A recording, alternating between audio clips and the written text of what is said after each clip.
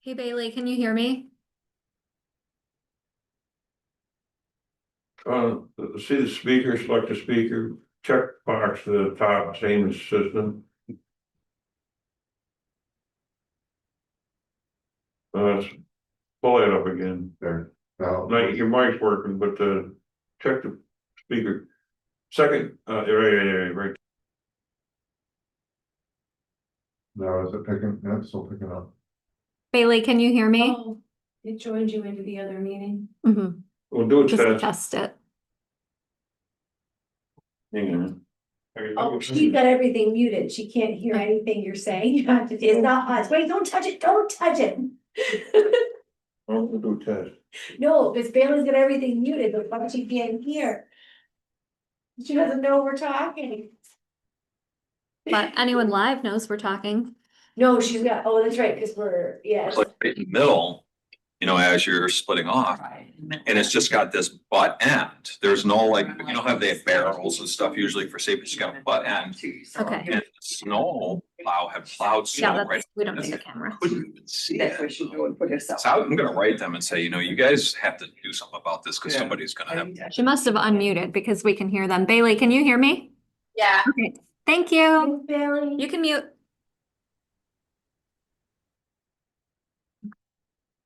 Wait, I can't see. and it didn't keep you out of the other meeting.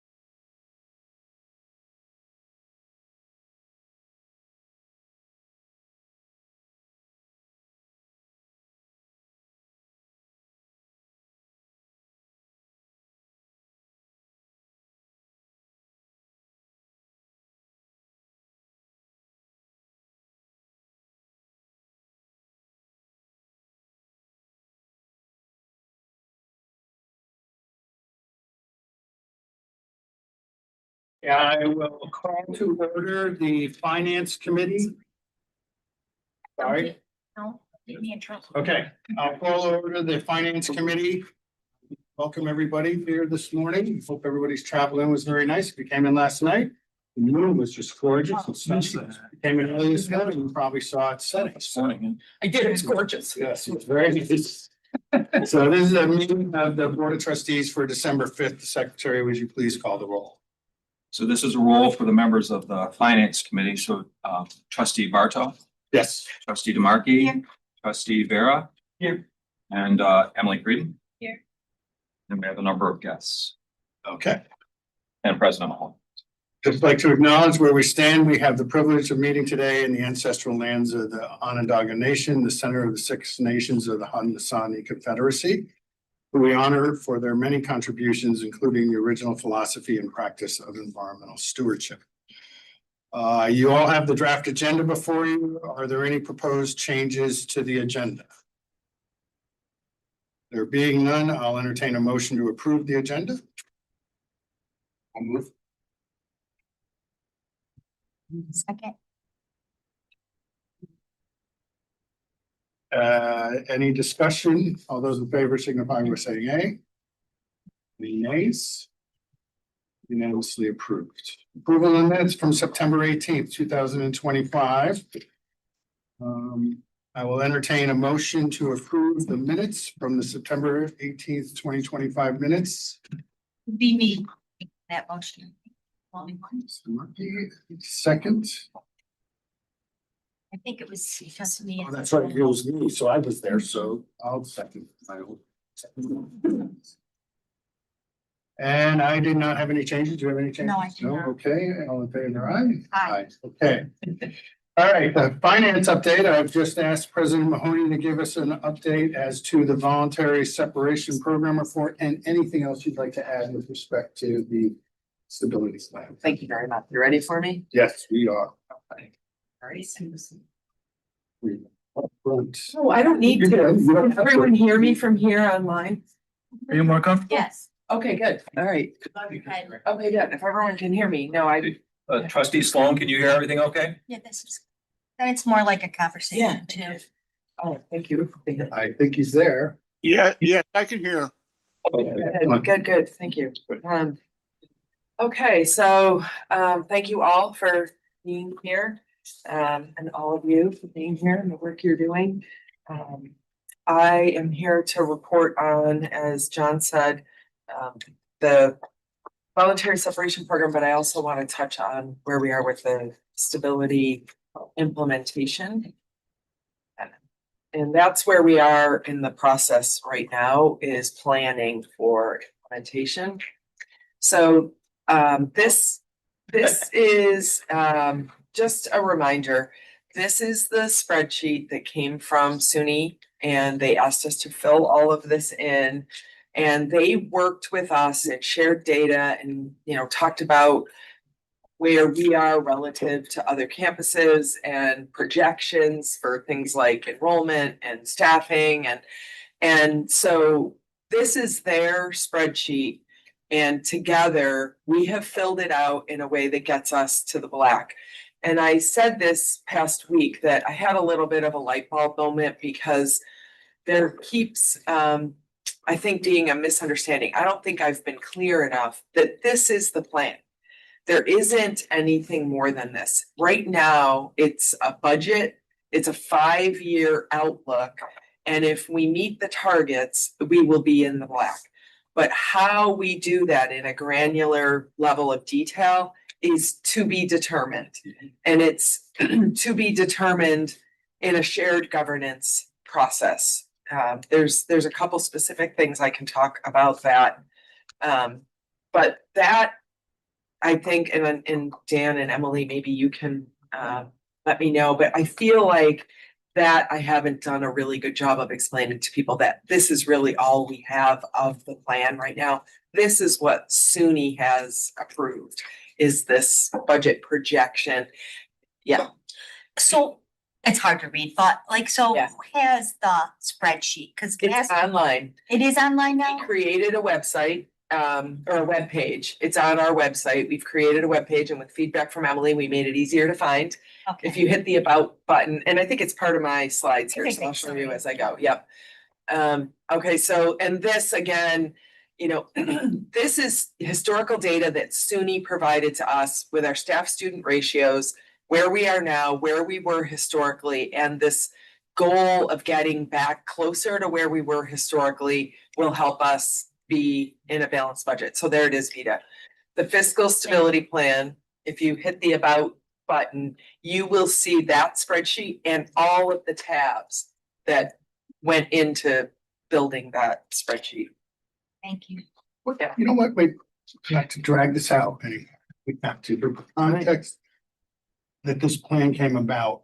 I mean, we first saw the spreadsheet from you, I want to say back in early 24. Where you were given this. And at the same time, you were also like, we're, Actually, I think it was 23 when we were, yeah, but it was, I think, our January-ish meeting in 24. And we started the budget process. I remember Susan Head was in the process of doing the departmental based budgets. And Yes. whatnot, and even saying, yeah, we're gonna do this and we're playing numbers with it, but this is not gonna drive our budget well, at that point. I was, when SUNY first called us a focus campus and put us Yeah. in that group of people with a chronic deficit. I read in that article yesterday, our deficit goes back 13 years. I'm not even really sure when we started to be in a deficit, but at some point it was deficit first, then fund balance is all gone, then borrowing from SUNY. When they called us a focus campus, the first thing I did was spend that whole first legislative season Yes. out visiting legislators and trying to get that, what we call mission funding back and increased state funding. We got $5 million in the Senate One House bill. It did not make it through the whole process. I have since been convinced that that isn't gonna be our solution. Or if it is, that's great and we can invest more, but we have to address the deficit. And that's what we're doing now. And we're doing it in a very robust way with SUNY. As I said, I think we're one of the first campuses to get the budget numbers approved. And by that, like, you know, they wouldn't let me say, oh, we'll save $10 million on staff over the next 10 years. They needed to know that that was real. How are you going to do that? And what unions are going to be affected? And so it was a negotiated stability plan that was then approved by SUNY. And now we're working toward implementation. So this was the biggest step. What I asked people is just let's do this first. This is the most pleasant way to reduce staff costs. So there were 100+ people on campus that were eligible to retire. And we put an incentive in place that was 15% of your base salary plus $1,000 per year of ESF service. And people who wanted that lump sum of money had to agree to retire by the end of this May of 2026, the end of this academic year. So I can give you the update because we had over 100 eligible. We got about 42 applications, 40 of which ultimately were approved. And then the people who had their applications approved had until December 1st to finalize the process. 33 people finalized the process. So we have somewhere between a quarter and a third of the people who were eligible have elected. And that represents about $1.3 million in lump sum payments. Those are the incentives. And that money came from our college foundation, and Brenda helped shepherd that through the foundation process. Yeah, thank you very much. And the salaries that are represented by the 33 people is $3.6 million. And you'll see how that works into the context of Is that salary over what time period? annual. And That's the annual salaries represented by the 33 people. Salaries and benefits. yeah. So. Salaries. That must be Just how much of Oh, that? the salary. It's just, okay. Just so, because. It's to be determined. Okay. Yeah, but that's our that's our Yeah. universe right Yeah. now. So we filled out the budget, we did the voluntary separation program. We now move into who specifically is leaving. And then what will the plan be? So you are all aware, I've written to all of the executive cabinet members. And I have told them the names of the people who are electing. And I've asked them by December 15th to give me a proposed succession plan. Can we redistribute the work? Do these positions need to be backfilled? I think Lindy's got the lion's share of the list. So that'll be the next thing we see. And then you'll also see this is the committee, the College-wide Stability Planning Committee that Academic Governance has put together. And this committee, I'm hoping, will be providing feedback on, it can be public now who's leaving. So then we can have some real opportunity for some feedback. Things like, can this person's workload be absorbed if we alleviate some of the work that they were doing? What's the highest and best use of people's time? What are the priorities for things that we need to have covered? Trying to get as much of the benefit of the salary savings as we can. Yes. So this committee was just formed, Correct. so the people haven't been assigned yet, Actually, yeah, it hasn't. It's been approved, but not yet populated. not populated. There's a voluntary, Yeah, I kind of had a question about, so kind of like a informal like application was sent out to everyone. And I think it closed on Monday or something. Is that right? and Matt Smith's the point of contact. Yep, we're still receiving them, Okay. because deadlines or whatever, how things work. And the next AGEC meeting will take it up with, and it's up to the body to approve. I personally am going to encourage just approving everyone, because the scope of the work isn't really known yet, right? I mean, and people are only able to give what time they have. So more participation, the better, depending on the areas of interest. There's increases the chance there'll be people relevant to that work and that those decisions and information need to be made, but that'll be sorted out next AGC. Can you just walk me through, who does this report to? How does this work? I don't really quite understand Yes. the governance system Yep. and So, who holds these people accountable. Do you want to do that, Aaron, or you want me to? Well, I mean, I don't know, maybe We'll be discussing it in our report. you just give me a high level, please. academic governance Okay. is the umbrella organization for shared governance at ESF. And Aaron and Ruth co-chair academic governance. This is a committee that academic governance is forming because they want to ensure a pathway for feedback to come through the academic governance process to me and the executive cabinet as we implement the stability plan. Is there like a dedicated secretary that is like, that makes this happen? Academic governance. Huh? It's academic governance, And- however they report now. Okay, They have reporting structure already built. okay, Like Okay. the officers and. okay. Right. Right. Okay. So I wasn't familiar with the term, Dareth, but faculty senates in. Well, no, I understand. It just seems like, That's our faculty senate. there's, with it's its a staff. lot of work and there's a lot of things that could be priorities. And so, and it seems like you have to do this very quickly. And so just when you're trying to get down to like key focus areas, making sure that there's somebody with their hands on the wheel. Just wanted to make sure I understood who that was. Yeah. So thank you. So you've teed my next slide up for me, but I will say, this is not under my purview. Oh, okay. But I'm very supportive and hoping to participate as much as everyone will have me. I have thrown out there a couple areas that I think the Stability Planning Committee could focus on, and they're up there on the screen now. That's just my idea. And if academic governance and this committee wants these plus more or wants different areas, I'm leaving all of that, but these are the areas where the budget that I gave SUNY includes savings. So if people want to participate in the conversation about how we're going to get to some of these savings. Yes, I thought the president was part of. I am part of it, but I'm not in charge of it. Oh, yeah, The academic governance is Ruth and Aaron. yeah, Right. no, Technically, we're the executive Yeah. chairs. These are He's the target chair. savings. Thank you. Executive chairs will be running. So these are the targeted savings in these categories. And again, I'll remind you, I know I sound like a broken record, but it's relative to the base year. So we're saying we're gonna save 250,000 in the faculty workload category in 2026, 27, no, 25, 26 this year, and then 750 by year 5. Some of those things have gradual increases as time goes on. But you've heard me talk about athletics.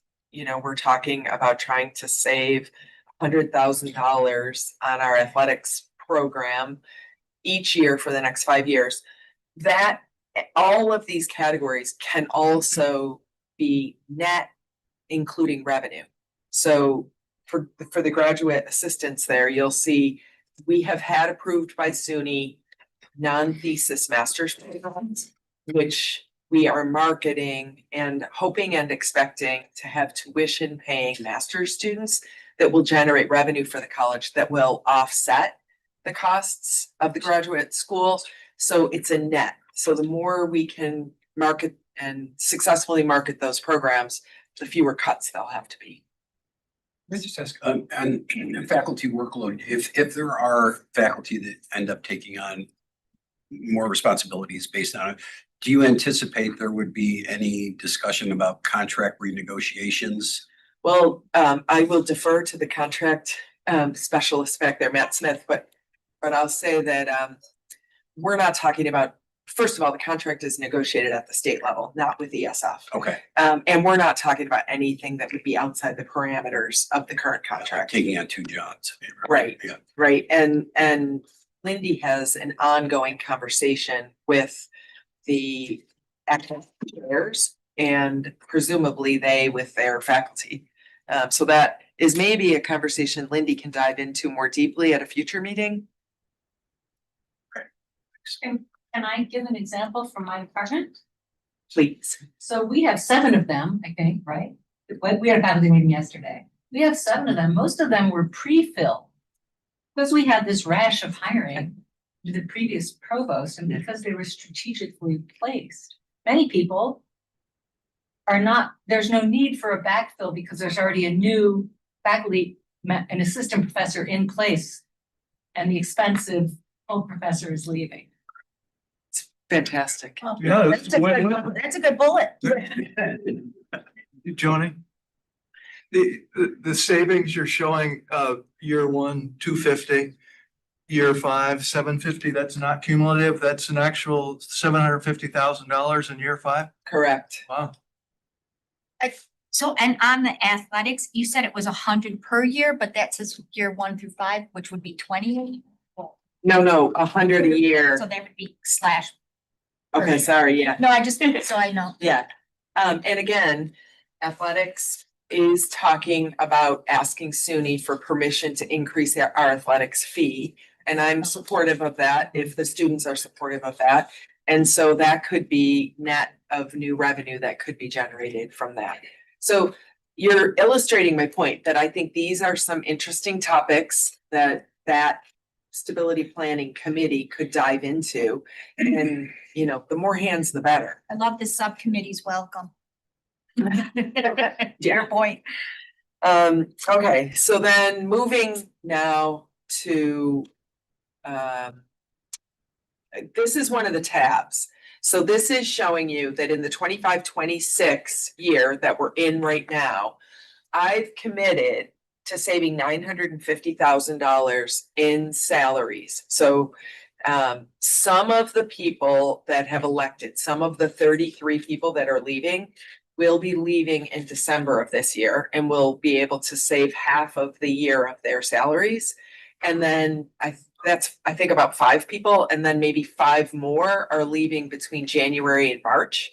So cumulatively, we have to spend $950,000 less on salaries this year than last year.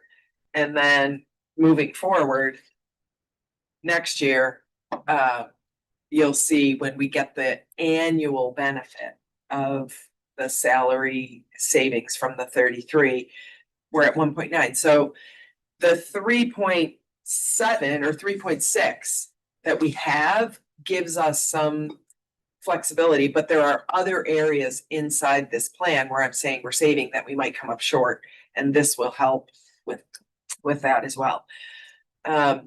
So this is the total. This is the total of the savings this year that I'm saying or next year, 26, 27. But you see the green, those are pluses.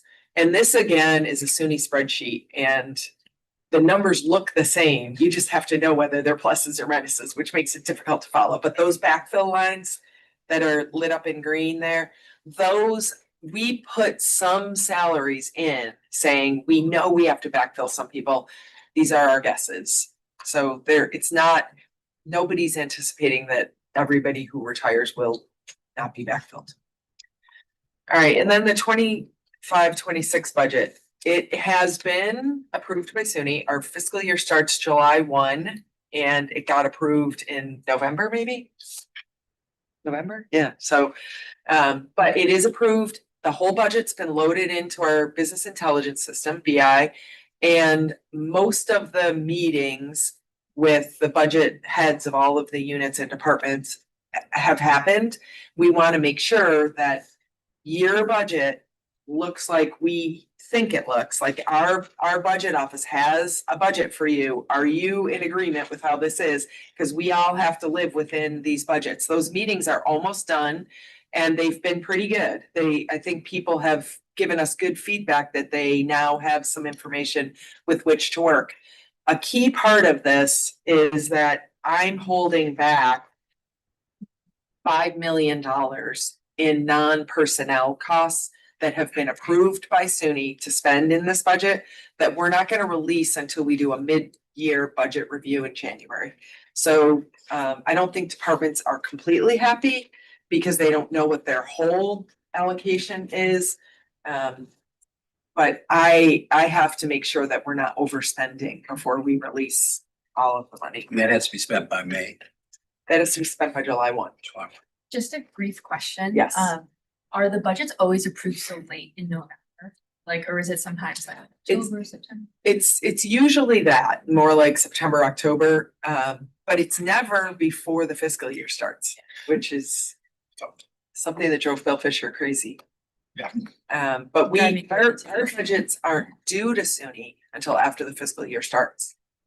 And then they take time with them. And because this is a new structure for us, there was a lot of back and forth with questions, but now it's approved and loaded. And this is the budget. Does the budget reflect the fiscal stability? Yeah. Yeah, so we That have, was part of the. yeah, so we have to meet the budget in order to stay on track for the fiscal They stability. force you to incorporate those savings. Yes. All right. Yeah, so you'll see the variance on the far right, the variance line. Good news, 1.8 million more in direct state tax support this year than last year. Again, I say it all the time. This is because of the advocacy of UUP and others, that the state legislature has funded SUNY more every year for the last 3 years. That 1.8 takes us to over 6 million in additional state funding over the last 3 years. And then you'll see the pluses and minuses with the net at the bottom that we plan to spend $1.1 million less this year than we did last year. So 53.3 in 24-25, 52.2. That even though we have the extra 1.8, we have to spend 1.1 million less this year. And it's doable. But you know, it's not super easy. And then I think this comes from the management reports, am I right? That we get from, so every other week, the SUNY CFO meets with us to tell us in granular detail how our spending is going. And this is the kind of thing that we have where they say your projections for where you would be right now in FTEs is 413, but you're at 414. And so we have to manage pay period by pay period to make sure that we're not going over. And then you'll see that's where we were last year. So you can see at this point last year, we had a lot more, right? So that's personal service and temporary service and then a total. So we as a college community are doing our part and we're on track.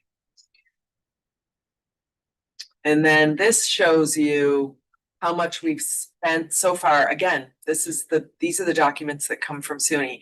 And the green below in the 24-25, they said on the regular salaries to date, you had spent 4.5 million. You spent an additional 9.7 as the year went on. We're flat there. If you look at 25-26, we're at 4.5. So they know how much we say we're gonna spend, how much we have spent, and they know what our burn rate is, and they're really keeping close tabs. This is the non-personal services, so everything outside of salaries. And again, it's the same kind of thing where they said, this is what you spent last year in the blue, the green is how much more you spent. And then compared to 25-26, there's a couple things that jump out and they are off budget, like the capital projects. So we are spending money on them, but you won't see them in this. And then, as I mentioned, we're holding 50% of the OTPS is other than personal services. We're holding back 50% and we will release that based on what we see at the mid-year review. Okay, I'm almost done. We scheduled a faculty staff in-service day on January 8th. I will go through this. I'm sure some of the people in this room that have heard it a million times are getting sick of the presentation. And this is the agenda for that day. And then you'll see 1:30, there's breakout sessions. We typically have a Hardy Shirley colloquium, and at their request, we're doing them on the same day. So that 1:30 p.m. on will be the faculty sessions for Hardy Shirley. So that's my report on our finances. I don't know what. Approximately when's the mid-year review again, Johnny? January, Well, part of that day, right? is that, Isn't that on that? will I have it by then? Yep. Mid-year enrollment update and the mid-year budget update. Yeah, so Yeah, so we'll have it by then. theoretically, then. It'll be, I mean, it's gonna be tough because everybody goes in December. You don't, Matt does it, he'll do it. Okay. All right, so any questions? A brief clarifying question. Yes. If you could just go back, just like 2 slides. Or I think the one before this. What's the difference between Oh. NPS and OTPS? I don't think anything. Okay. Well, OTPS could include your, Well, this is what we call it here at ESF, OTPS, and Other than personal service and non-personal. yeah, and that's what the service. SUNY forms are, yeah. You're welcome to our reality. Yeah. So I think in the state budget, we always call things non-personal service, so NPS is everything other than salary, and I think likely in the college, you likely use more specific language. Yeah, exactly. I was new to OTPS when I came here, I knew, The and, very state budget language. yeah, yes. okay, That explains. Yeah. yeah. So I appreciate your attention, I know I go on, but I'm making sure everyone has all the detail that I have, and I'm happy to answer any questions. It's a little mind boggling, actually. It's okay though, like it's, you know, we're in a better place financially as an institution today than we were last year, and we will again next year.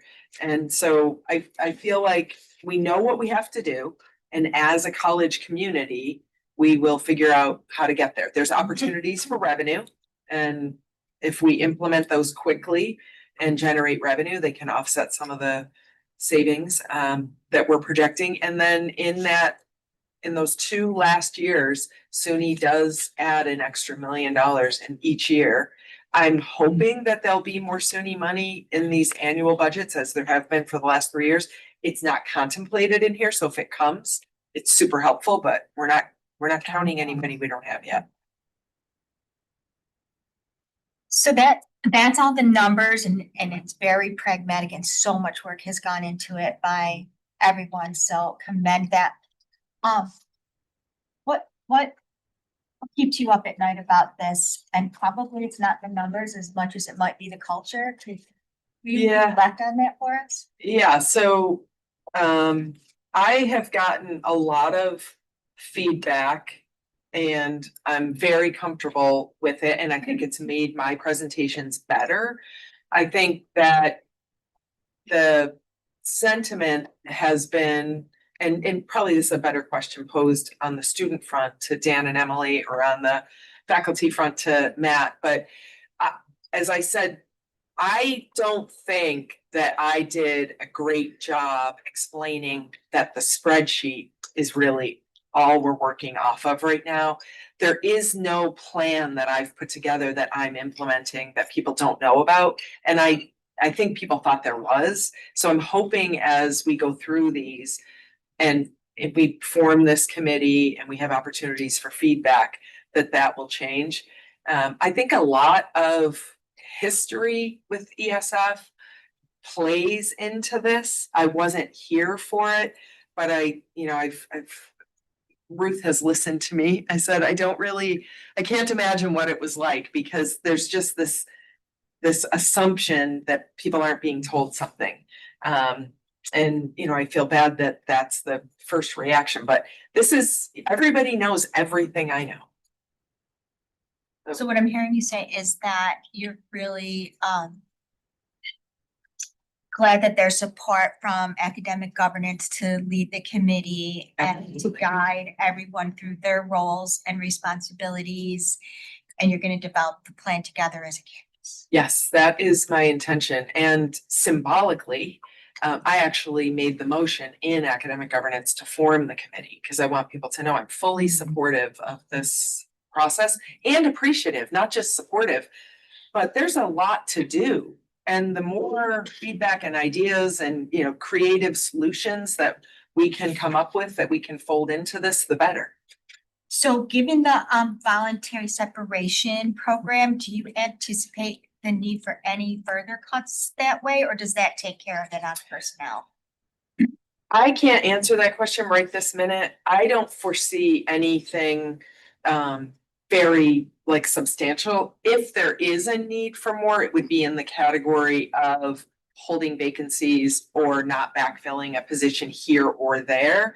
But we have a really good foundation with which to work right now. And as I said, a lot of it's on the provost side of the house. And over the last couple of years, we've hired a lot of faculty.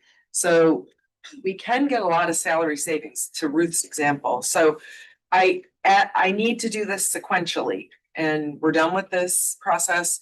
Let's look now at what supervisors have to say, or cabinet members have to say, about what they can do with the remaining personnel. Outside of the provost's office, I think it's 20 people campus-wide, so it's manageable. Linda had a question. So with all these cuts, good morning. Would you ever get to the point in the thought process that after we make all these cuts, wow, maybe we've gone too deep? Do you see yourself coming back and saying, I gotta revisit this, and we do have to hire some more?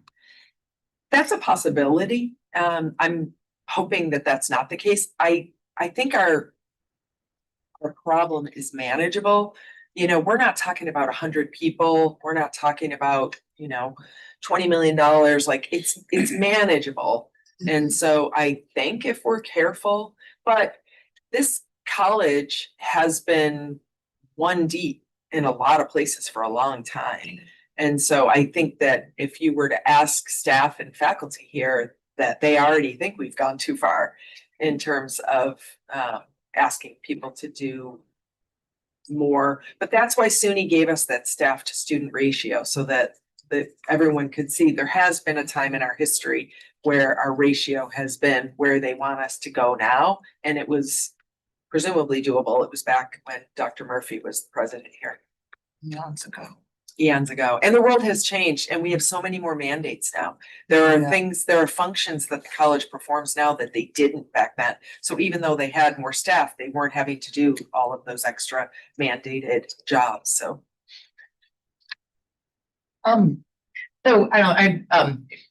DEC has lost like significant amount of staff, so we've gone through so much of this stuff and it's really painful and challenging, but it's an ongoing evolution. And so I like to think about it as like an uneven managed forest, right? So it's plant succession, which is a nice metaphor. And so you should always be changing, right? There's a continual evolution and you want to keep things fresh. So I think the plan as the spreadsheet and then having folks, figure out the why, because you're telling them where to go and they're going to figure out how to get there, which is really great, very important. But then there's also that next step of like, this is how we got, you're going to be in the black by 2028, but where is the point on the horizon of ESF in 2050?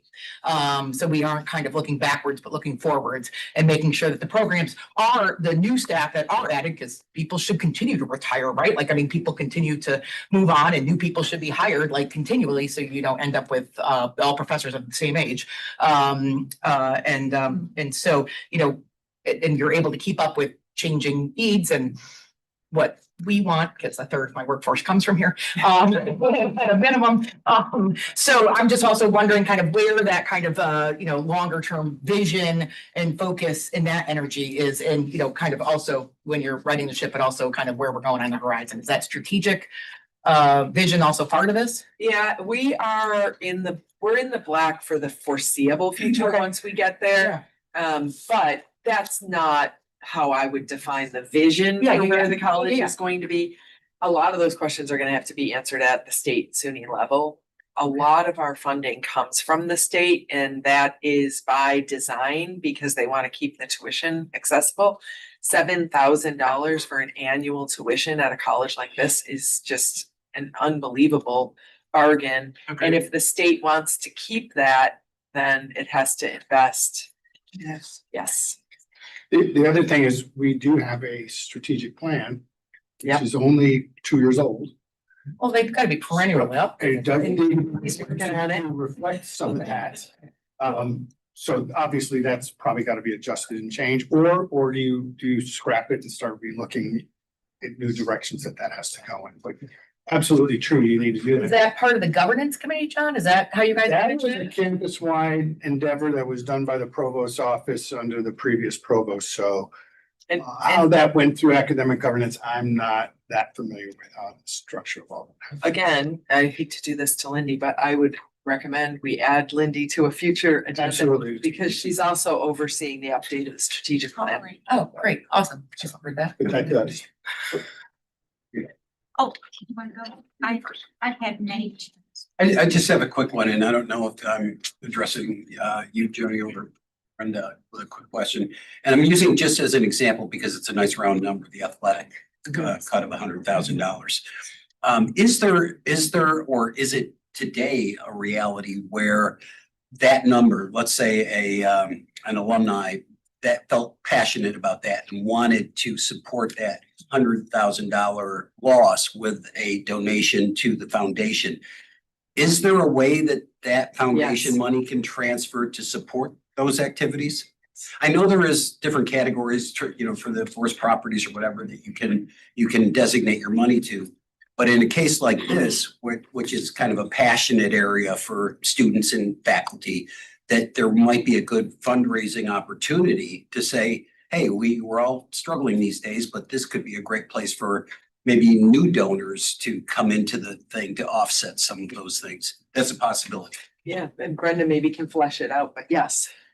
Yeah, so we do receive philanthropic donations for athletics, and we have a mechanism where that money then transfers over to the college, so it's hitting the state budget line as well, so. Is there a way of communicating The gap, the special need opportunities, or is that something that is? possibly, we could think about that in the future. Right now, that's not a goal of the campaign, so I'd want to finish that $40 million campaign before Right. we launch something new, but maybe through this committee planning exercise, that could come out as a goal. Yeah, so just as a reminder, Brenda ushered a campus-wide process to set priorities for the campaign that we're Yeah, in right now. Right. And as a community, we set our priorities, and her team has been raising money toward those priorities. Yes. But Brenda might be another good one to have in a future to give us an overview of what's happened with that campaign. It's been very successful. Yes, yeah, we're getting close. It's great. Yes, in fact, you're all getting letters from me this week. But it would not be, it would not be a violation of any policy to, if somebody happened to know of someone who's interested in supporting one of those elements to offset that gap, that's not a violation of Oh, no, no, just not, basically saying this would be a really important way for you to give too. yeah, It's very no, common, actually. Yeah, you Okay. can dedicate your funds. And I'll say that they're raising money for a lot of things that are Yes. outside of those goals, Exactly. but just not, competing with it, right? Okay, got it. Dita? So picking up on the asking people to do a lot more, right? That's everywhere, right? It's everywhere. Outside of college, it's in business, it's everywhere. So how does the advancements in technology play into, building some efficiencies so that the jobs, say that our staff, not the faculty necessarily, but do, like especially HR, all of the different departments, like has there been a look at, we talked about this, Automating. efficiencies that make that 2.5 job being done by one person actually doable by one person because you've built in efficiencies, which of course cost money to get to that spot. But can you tell me thoughts on how we're going to keep up with those advancements so that we can get the most out of people per job? So Jim Som, our Chief Information Officer, has done a fantastic job of managing the software that comes into the college so that it is compatible with everything else that we're doing. But we have room to create efficiencies in places like the registrar's office. That's what I'm and talking about, yeah. Yeah, the bursar's office and in Getting out HR. checks, getting out. Yep, and all of that are things that we're actively talking about, is where we can do those things. We're still working on sharing some services too, like we moved our purchasing to a new platform, Jagger, so that it would be compatible with SUNY Oswego's, and then SUNY can do Oswego can do a lot of that process for us. And it's a win-win, right? We will give them some more resources. We will save a salary where we can, and people here shouldn't, if it goes as planned, even notice, right? And then we have a couple other places we're looking to do that. We've had a very difficult time with payroll, and that conversation's ongoing. I don't know if Amy's here, but she just, wow, thank you. Learned payroll and executed payroll. And I mean, that's the kind of thing people here are doing, is they're learning other people's jobs when they leave and then, trying to figure out how to implement things. So How would the cost for some efficiency softwares and programs fit into the budget, or would you be looking to the foundation, or how would, because they're not inexpensive to purchase and implement. right. I think, know. well, I don't have a specific for you, but I can tell you, I would anticipate it in the operations budget of the IT department. They would be the ones that would have to tell me what can be helpful and make that business case that were we to invest in this software, we maybe wouldn't have to backfill this person that's retiring. But those specifics would have to, Would be something that might be in that. yeah, Part of this plan. it might be part of the stability planning or implementation committee, but also Jim Som. He's just an expert, and he's a service. So any department that has, goes to a conference with their counterparts and hears of something like that, he responds to that if there's an opportunity to improve the way we do business. We were gonna have Jim at our September meeting, but schedule wise, or dinner, something we're gonna have. It's something we probably should think about rescheduling to get him. March, because I know we're gonna have him, it didn't work out. We should probably have him come and talk about it. I think people would like to hear from people other than me. Well, no, I don't necessarily mean that, but as you pointed out, he's done a number of things. Yep. He probably has some thoughts about where we could go with technology. And sadly, we were way behind the curve on a lot of technology investment when SUNY was making huge investments into the college. Yeah. John, if We missed it. Sure. Yes, thank you. Jim was scheduled for about 10 minutes at the last board meeting, which went long anyway. Yeah. I think to beat his question, he really needs about 45 minutes to Sure. answer the question holistically. It's exactly from a budget making perspective, why across the board cuts don't work. And it's not, everybody takes 20% cut. We really need to invest in IT. Yeah. And that's an answer to Vita's question of as we look at the budget, some places will have to spend less, but IT will likely have to spend more. And I think that's a decision that Joe, me and Lindy and others make, saying that we will make those investments because there are tremendous productivity gains to be made in those investments. Matt, are there any investments that SUNY makes in that area of AI and IT that would filter down to the college? Yes, they're getting better at it. It's not really the business model that they use, but they've certainly helped us with system-wide security enhancements. They're helping us with system-wide. There is an effort right now, which Jim is involved with personally on the digital backpacks. We're going to see some dividends from that, which he can certainly talk about at your dinner meeting. It's getting better, but really as a Microsoft institution, we're benefiting from a lot of the new tools that Microsoft is putting out through their Copilot initiative. Each new application has a Copilot component to it, which we have to get our arms around. We have a resident expert in our IT office that's helping to automate business processes, which we started purchasing, is now expanded to several other areas. So Jim will give you a whole deep dive on this, and you can talk to him about it for a whole. I think we agreed that 10 minutes at a board meeting was not a sufficient amount of time to get into this topic. So I'm really happy Vita you raised it because it's a good lead into the dinner. Yeah, we could. Great. Well worth it. If I can make a comment and then kind of a question. First, thank you for all your work and the work everyone in this room has been putting into this. But I do have a comment on kind of like when you say the confusion on campus, and I think it's because I mean, the name of the Excel is stability plan. Right. And then you say that when you present to SUNY, you can't just say, we're gonna save 10 million in budgets. You have to have the specific plan. Right.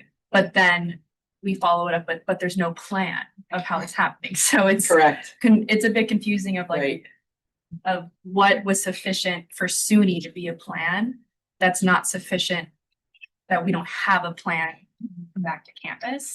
I think that is a disconnect. in Exactly. language. I totally agree with you, and I'll give you an example. So we say to SUNY, we're gonna do this voluntary separation program. We think we're gonna save $2 million.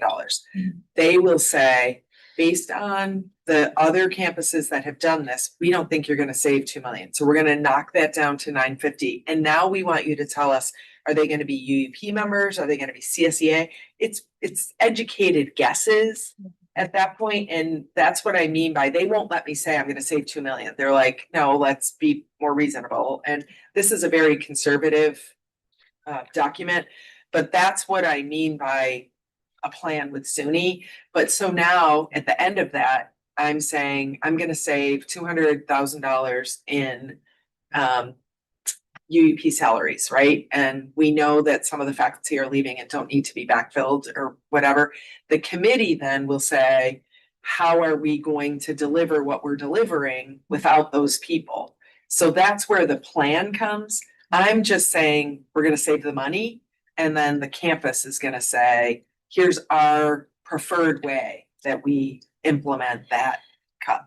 And then additionally, when we do look at that plan, I'm just always curious of $100,000 in athletics. Why was that not 50 in the grad school and 50 more salaries?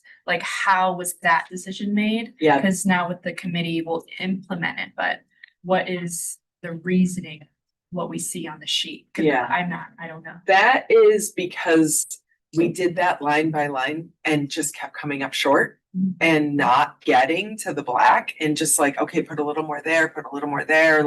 What can we say that we'll do? And then SUNY coming up with 1.8 million is really what put us into the breathing room. But then we needed those extra millions in those out years. So this process has resulted in $3.8 million more in state aid than we had before we went through this. So I think they saw some of the things we saw, right? So that's how it came about. if you ask SUNY, they'll say, this is our plan and we need to stick to this plan. And I believe that that's true, but I also know that it's a living document. And if we hit the salary number better than expected, does that 100 have to be 100 in athletics, or could it be 85? Like, I think that still has to happen. We have to balance our budget. That's the overriding. So a lot of those were just educated guesses and where else can we do this? Because we were told by August 4th, the chancellor needs to bring to the SUNY Board of Trustees a balanced budget from ESF. So it wasn't more technical than that. And if they want, I'm told, and I still haven't seen it, but I'm told that our athletics fee is low compared to others. And if that's the case, and we wanna, then, you know, I don't have in this budget more revenue. I just have $100,000 less in spending, but we can get there with revenue.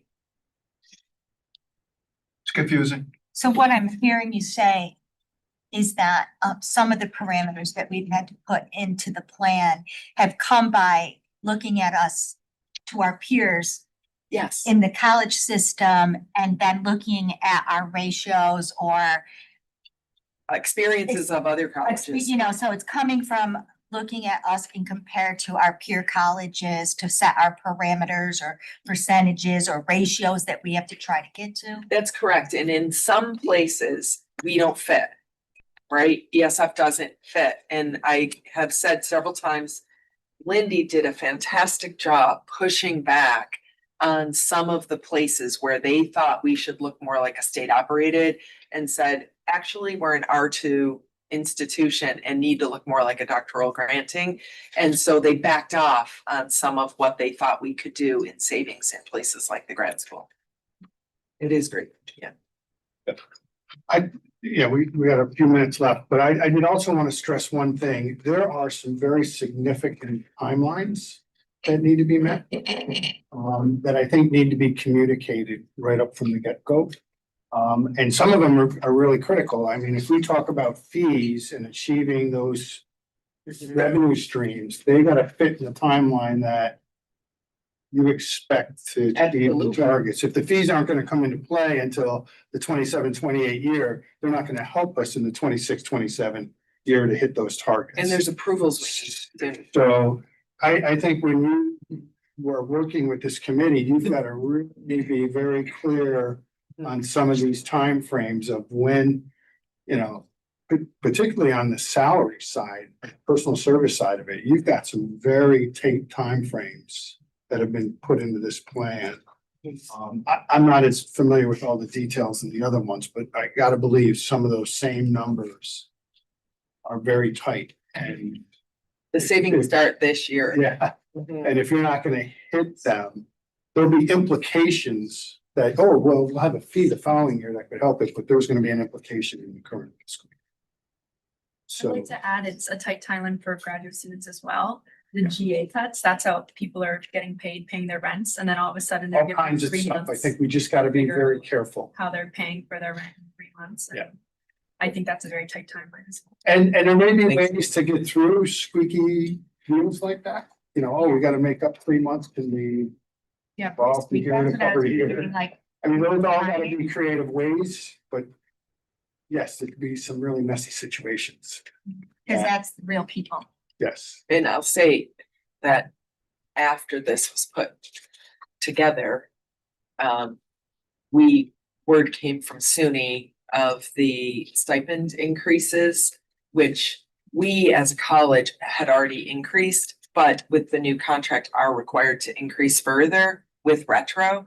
So it's already kind of blown that budget and given us very little wiggle room. They didn't pay for it?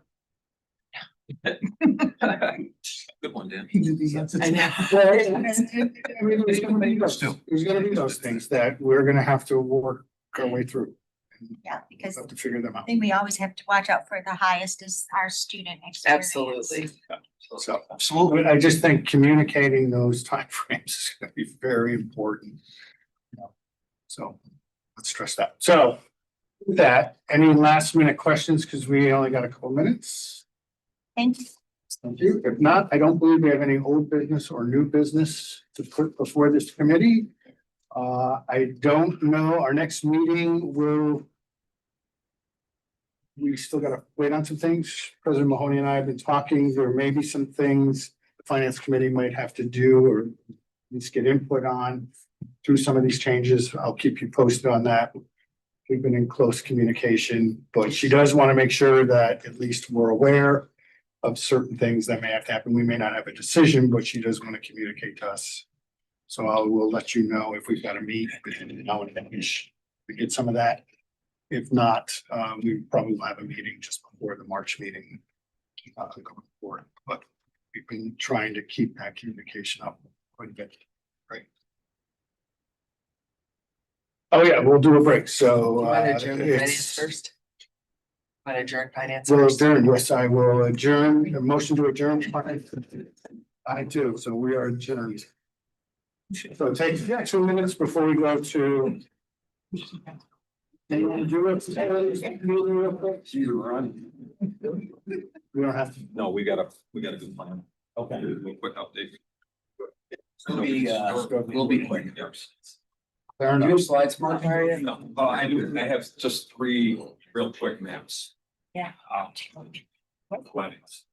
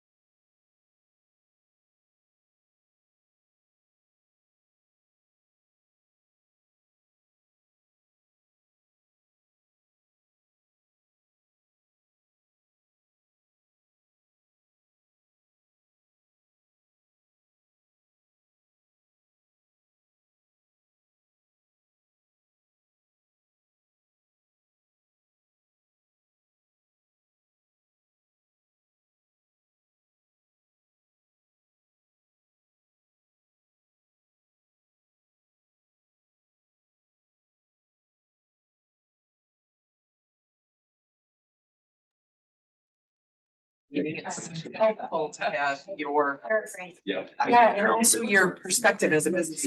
Yeah, it really is. And Darren's perspective as another state agency that's also going through it, very helpful. I'm trying. Let me, and also like, how can we help you? Really seriously. Rita's been waiting for someone to say that. I'm always like, why are more people not asking the question of how can I? Shared service. No, there's huge shared service things. So I think, so we didn't really get a chance to do this, but down to like. Which are left in and.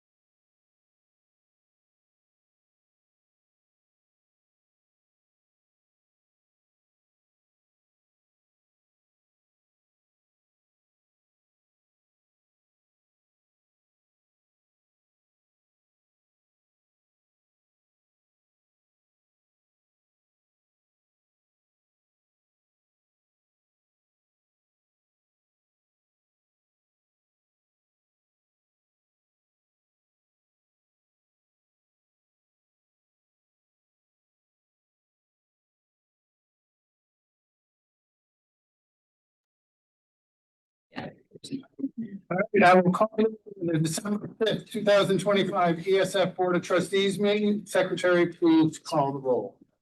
Trustee Barto. Here. Trustee Brown Robinson. Here. Trustee DeMarque. Here. Trustee Pedrisi. Yes. Trustee Fitz. Trustee Vera. Trustee Sloan. Here. We also have ex officio representative Derek Glantz for Amanda Clefton. We have our president, Joni Mahoney, and we have Emily Frieden, our grad student representative, and a number of visitors. If you could make sure you fill out the form, it's somewhere back there. Okay. So I will make the statement as we begin. I'd like to acknowledge where we stand, that we have the privilege of meeting today in the ancestral lands of the Onondaga Nation, the center of the Six Nations of the Haudenosaunee Confederation, who we honor for their many contributions, including the original philosophy and practice of environmental stewardship. You also have a draft agenda in front of you, but I'd like to suggest that we add the following agenda item as a new item 11, consideration to move into executive session. Are there any other suggested changes to the agenda? For what purpose? Hold on. Okay, We'll sorry. get there. We will do that when we get to the actual executive session motion. But right now, I'm just asking to amend the executive session or the agenda. So if not, I will entertain a motion to approve the agenda with the addition of a new item 11 for the executive session consideration to move into the executive session. Make that motion. And I'll second it. Well, Monday can have it. So John, Are there any discussion? that would be item 11. That would be Item 11. item 11. Item 11. All those in favor signify by saying aye. Any opposed? Nay? None? Okay, we will discuss the purpose when we get to item 11. Okay, next we have the consent agenda. In the consent agenda, you have the approval of the minutes for September 18th, 2025. Personnel actions, which also include 2 sabbatical reports, one from Ann Godfrey and one from John Stella. I have both those reports here. I will circulate them in case anybody would like to skim through If those. you want copies of these, just let us know. We'll make copies. Yes, we can have. These 3 late. Okay, well, Just you guys pass it around, I'll make sure you get one when you leave. Okay, and then we also have the candidates for graduation, December of 2025. If you recall, there's no longer gonna be an actual December graduation ceremony. They'll be combined with the May ceremony when we go, but we are approving the candidates and it's part of this consent Well, agenda. John, I would have never met you. I know. Sat next to each It was other. prompted the whole DEI committee. I know, and it's one, yes. So with that, you have the proposed agenda, consent agenda before you. Are there any requests to pull any item out separately from that agenda to further discussion or action? There being none, I would entertain a motion to approve the consent agenda. I'll second. Right? Any further discussion? There being none? Just one thing, John. We, in the past, this whole idea of sabbaticals with the board has been sort of a touchy issue.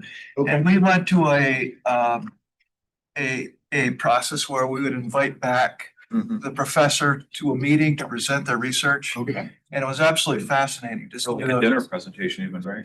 It's fascinating to see the work that these people are doing, our people are doing. And I'd just like to encourage that we consider that at future meetings. Especially given the next 5 years of staffing and everything else. Well, all that news we just heard, and then you see some of the work that's being done. And I'm sure you feel the same way, Johnny. Yes. We can do that, and we are often looking for things, like I said, we do this pre-meeting and making the day of the board meeting a bit longer. We could easily do that in the morning. Well, am I contributing to that? Yeah, I mean, I think those reports are Okay. fascinating. Yeah, The I board love would be them. really interested. It's very uplifting. I guess what would be useful, and I don't know who to ask that of, getting a list of who is on sabbatical and who we might Lindy. schedule out. Post. Just another thing I've got to give to Lindsay to do. Sorry. Help them through that. But that would be useful. That's why she's close to the That door. would be useful. She's gone. No, that would be, I will talk to Provost Quackenbush about Thank you, John. arranging for some of that. Yeah, that is very interesting. All right, so if there's no further discussion, all in favor of approving the consent agenda signify by saying aye. Aye. Any nays? Seeing none were approved. The chair's report, I just have a couple of things to report since we met last September. First, I think it's been, by a lot of other measures, a great fall semester. Lest we forget that as we deal with these bureaucratic things such as a fiscal stability plan, administration, severance packages, all of which are very important and part of our responsibilities as trustees. I think this has been an exciting semester for the students.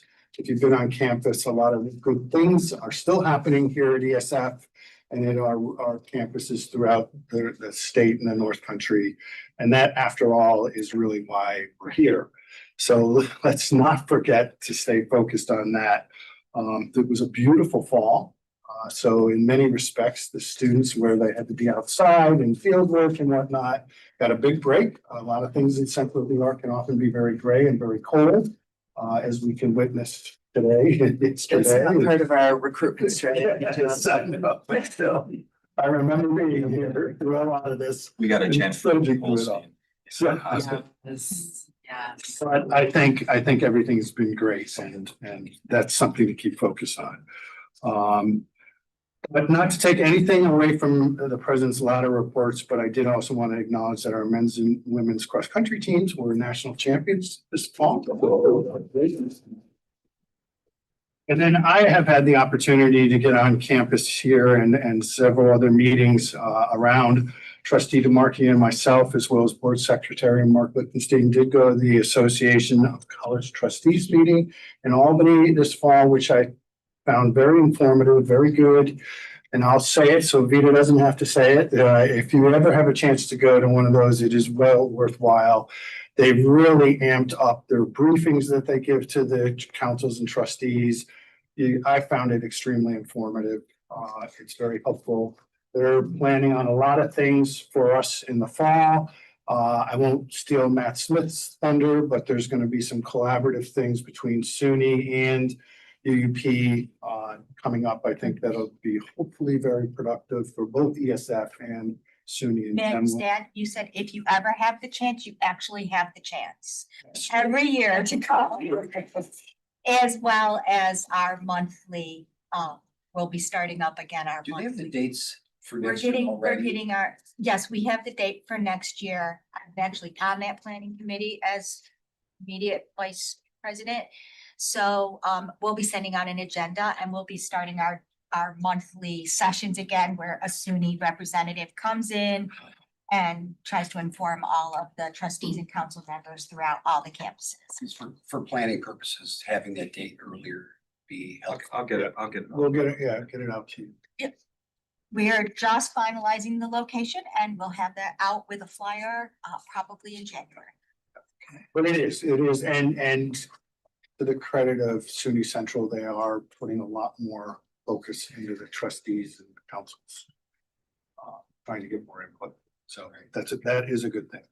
I also had the privilege of attending the MOSA Town Hall meeting with President Mahoney. That was excellent. Do you ever want to see 100-question grilling of that? I shouldn't call it a grilling. It was a very good session. Yes. And we did commit to a spring meeting jointly, I hope. It's going to be held by GSA and MOSA.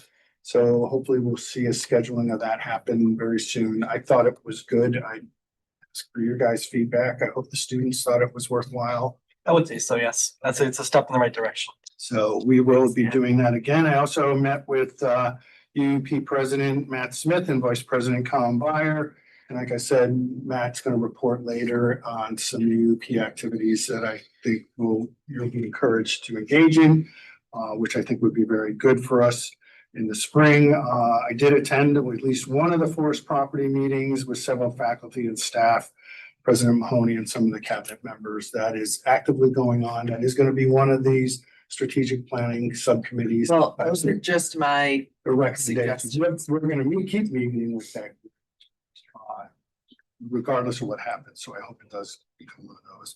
And then Trustee Brown Robinson and I met with CDO Seth Thompson, albeit on my part brief, and I apologize for that, but it was a good meeting to get going on that conversation. We had some great. I stayed from that. You did, and I appreciate that. So, so we got some good follow-up there. So some good meetings that we had here this fall. Our next meeting is going to be on March 20th. I will say, as President Mahoney did, the faculty, staff, and service day is January 8th. I would assume the trustees could pop in for any and all of that if you'd like, January 8th. March 19th, the day before our meeting, is the State of the College address. And then, like I said, President and I have committed to that MOSA and GSA joint town hall meeting. We'll let you know. That was also broadcasted online, wasn't it? It was, yes. So we'll do that again, but if you can't be here in person, you can see. That's how it. I attended. Oh, yes. Okay. So that's all I have for my report. Committee reports. The Finance Committee did meet this morning. We had a presentation from the president on the fiscal stability plan and the voluntary severance package. We went way over our timeframe. We've knocked out a facilities committee meeting, but there wasn't much to be, and we're gonna have a discussion with facilities committee. No, we didn't have one. We're good. No, they didn't really, we're gonna have a full committee. They're gonna have a report out in just a minute here.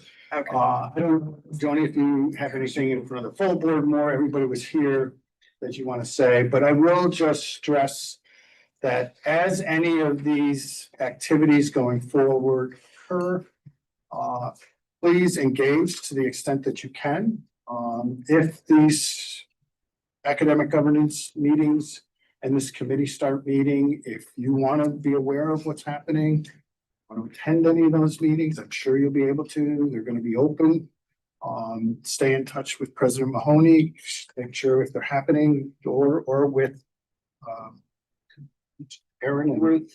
Yeah, and we're updating that webpage with all Oh, the yes. information as it comes, so keep I'll checking keep that. checking back. So, and if you at all want, any further updates, I'd encourage you to call me or call the president and say, hey, just brief me on it and we'll do it. But if not, it will be the finance committee that will meet in between periodically as necessary to go through it.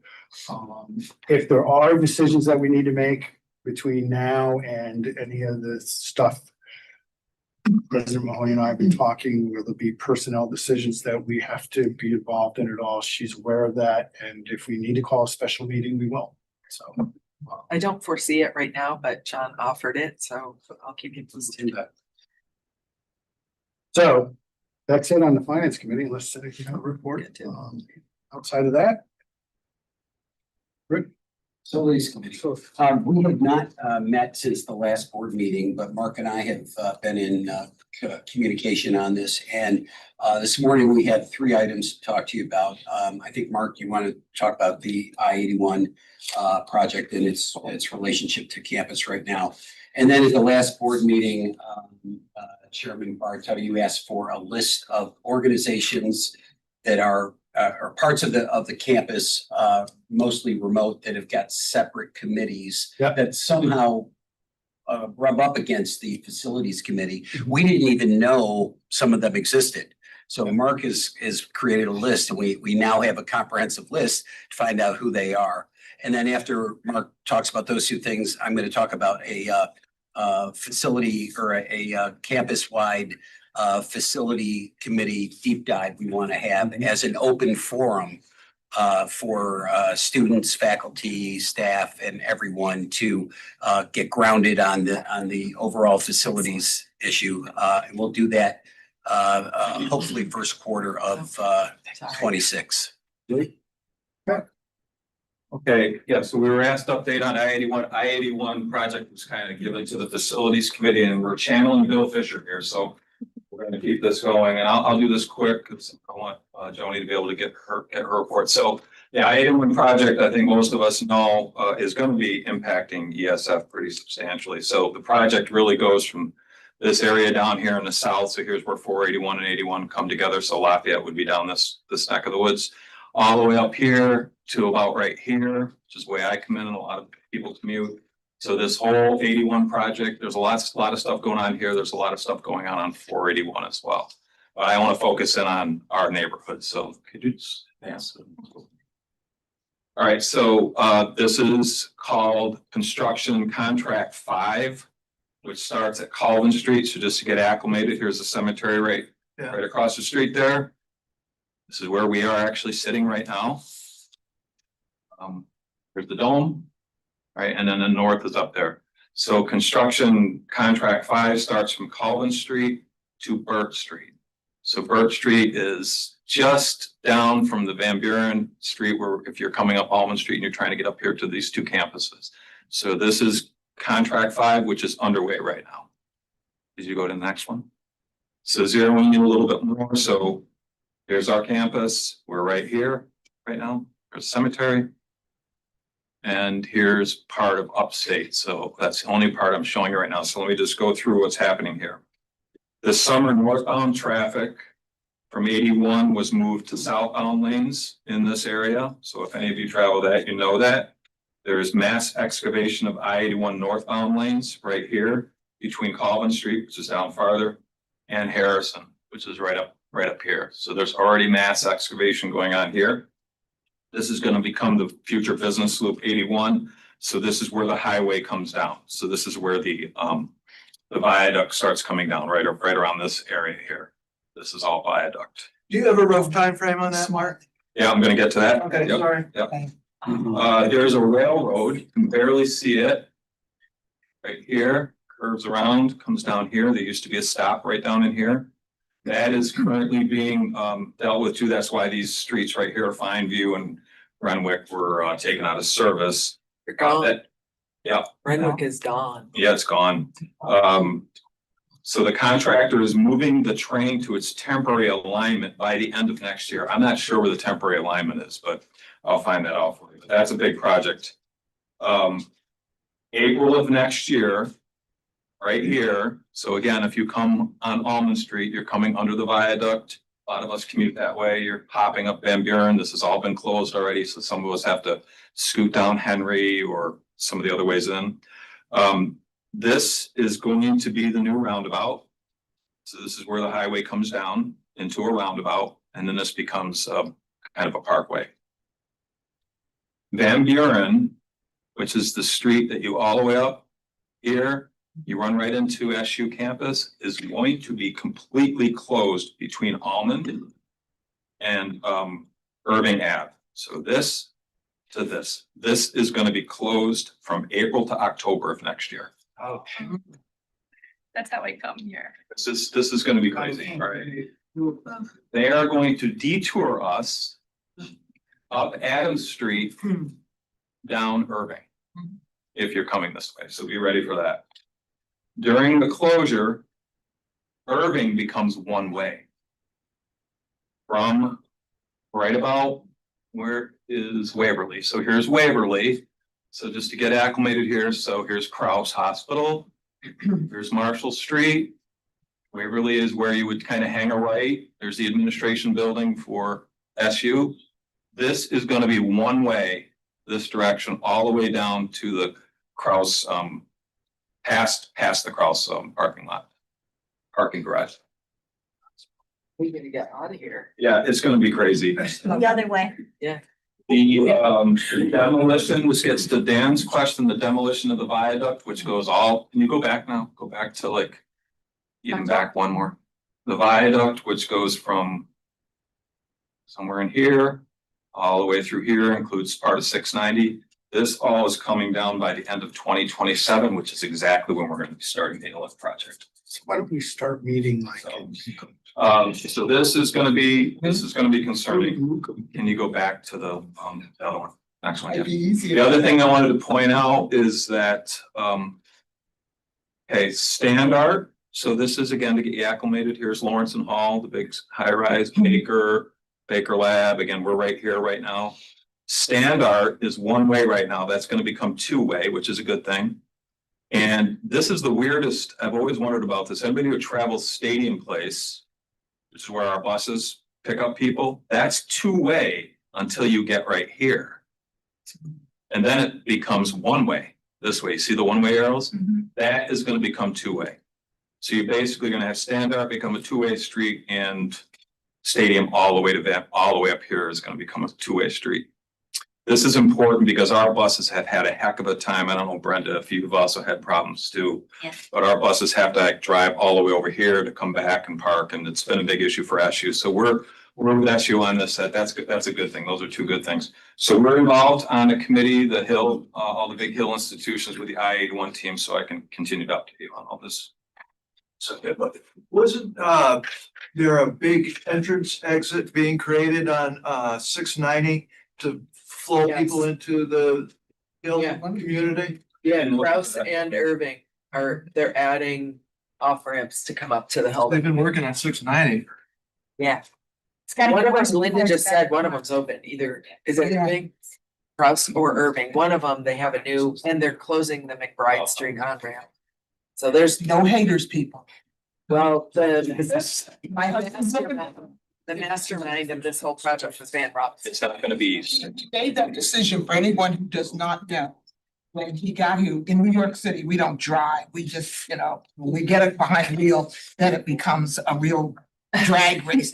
So he gets off and he wants to get off, I believe, and he overshot coming from the airport. He goes, oh, damn. And he looks on the right side. He says, looks like minority housing. So he goes, I think, to Brighton. That was in June of 68. And he goes around and he says, he comes back up the other side and he says, oh, looks like minority housing on that side. This highway has got to come down. It separates two. And that was his vision in June of 1968. He said, this has got, nobody hardly knows that. Good for him. 1968, he said, this has got to come down. And then I And he served has on the never city gave up council. that. When I sat on the city council with him, he brought that up regularly. The day he went to Right, and he had to be repetitive. That was it. So he's watching. Oh, yeah. All right, and the other thing that Chair Federici wanted me to touch on, and everybody has it in their pack, so it's the next document in your packet. Everybody out there has it as well. So it's draft living document, planning groups focused on ESF's regional campuses properties. Draft living document is key because this is, I noticed a couple of typos already, and I think maybe I'm missing something, but I think this gives you the big picture here. And I'm glad you asked this because I uncovered things that I wasn't really aware of, John, so. Coming up. There you go. So I'm not gonna go through this in detail right now, but what I did is I started in the 2014 timeframe. I don't think it's really critical to go back that far, but what's pertinent is from 2018 to now, and as of now, there are only 2 active groups that are involved in regional campuses and province planning. It's the one 2018, the present, the Forest Properties Faculty Advisory Committee. And then it's the last one, 2024, the present regional council Wait, of this one? campuses. No. No, it's actually fine. This one, and then the last This is one. active? Yep. So the Regional Council of Campuses, I say, is still active, but it really only met once. And I didn't mention her, but Mary Ann Johnston is the chair of that. And she and I talked, and she would like to get it active again. And I think the pertinent part there is on page 3. It's basically the second to the last paragraph. They had like 2 different charges. One was that they would like a report to be a regular part of the ESF Board of Trustees meeting agendas. So we can consider that, John, if it's something we want. Maybe it comes through the facilities committee. But I think there is interest in pulling that regional council of campuses back together. But on your own, take a look at this and give me comments. And I apologize to both Mary Ann Johnston and Kitty. I spelled their names wrong at the top of page 3. Did you already see that? Yeah, okay. So I'll fix that. Regional Council of Campuses, but it's just our campus. Yeah, just our. Just wanted to make sure. What do you mean when you say just our camp? Yeah. And Mark, no one else. So just ESF. Yes, not other. Why does this always regional?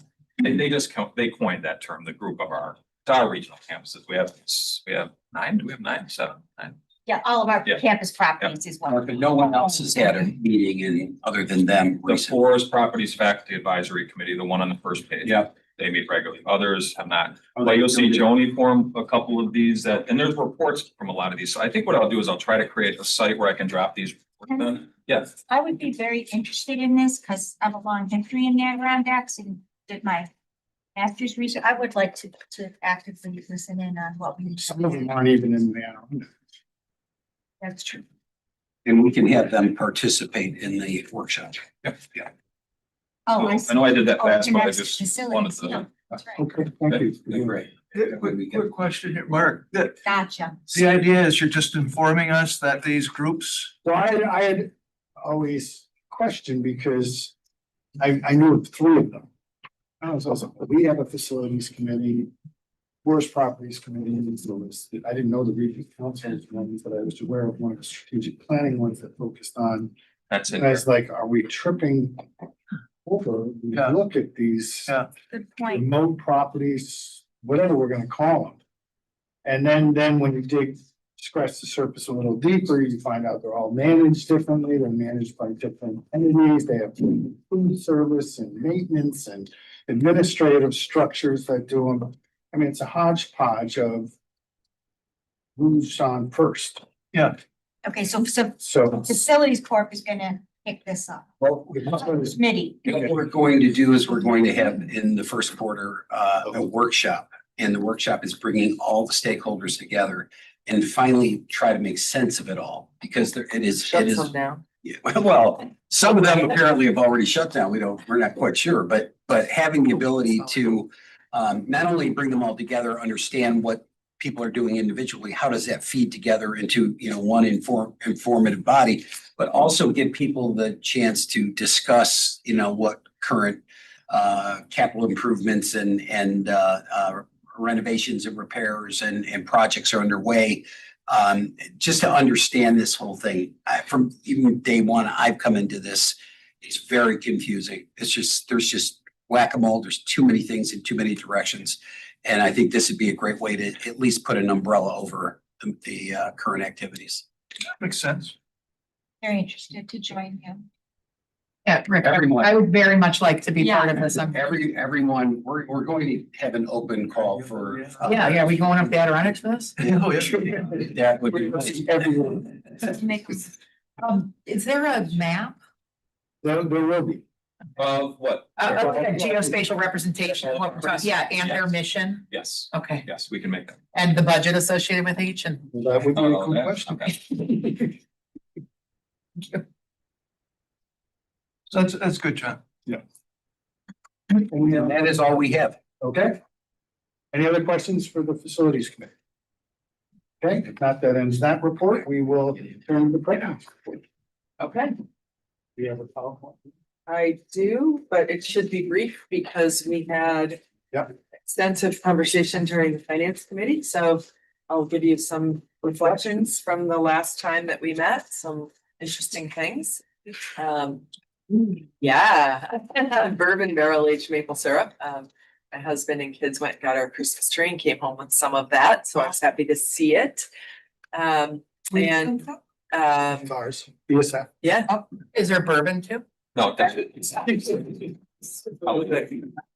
Was it you who said it's not alcoholic? That's what makes it seem so appealing, right?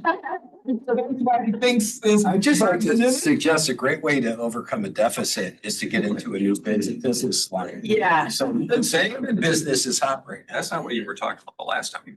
It was cannabis. That was a different. It is?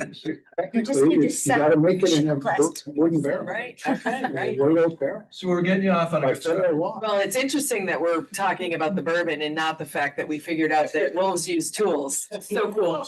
So, I know, I don't want to take anything away from my dog, but zero chance that my dog could have figured out that the buoy, if you pull it in, is connected to, have you seen this? No.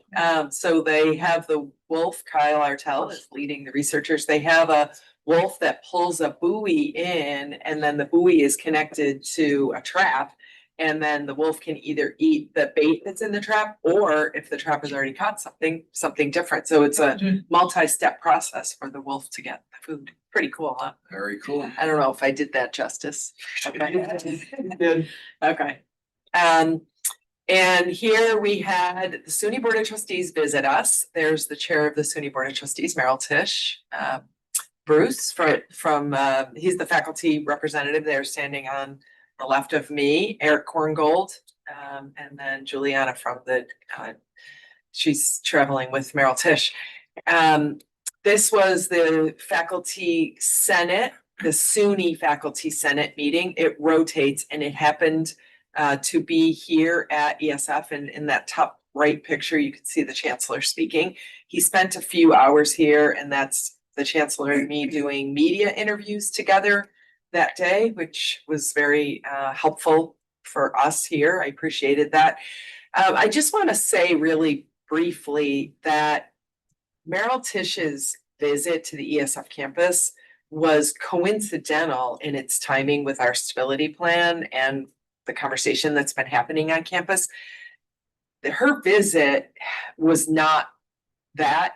I had gone to a president's meeting. She had reached out to a few campuses in the central New York region and said, I'm coming up. And she said, I want to hear good news. She said, you know, sort of, I suppose jokingly, you can save the bad news for John, but I want to hear some good things that are happening on campus. So we invited a few faculty to come and talk about their research. And then some students came that are associated with those faculty to talk about their experience. And I thought the SUNY trustees were very happy. The reason I'm going on about it is because I think it was conflated. I read the article in the Daily Orange yesterday, and there are some students who are under the impression that they weren't allowed to talk about the stability plan. And Merrill Tisch, Chair Tisch's response was, this isn't that. This isn't that meeting.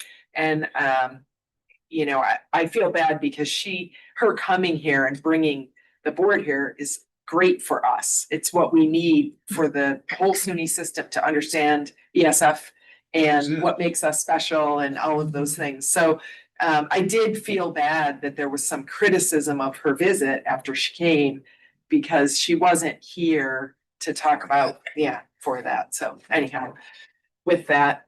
Nice picture. It is a nice picture. And then we had our Fine Stone Awards. That's Phil Biscay on the right and Mayor Ben Walsh on the left. And we were able to honor both of them and had a really fantastic dinner. Thank you very much to Brenda and the whole foundation team.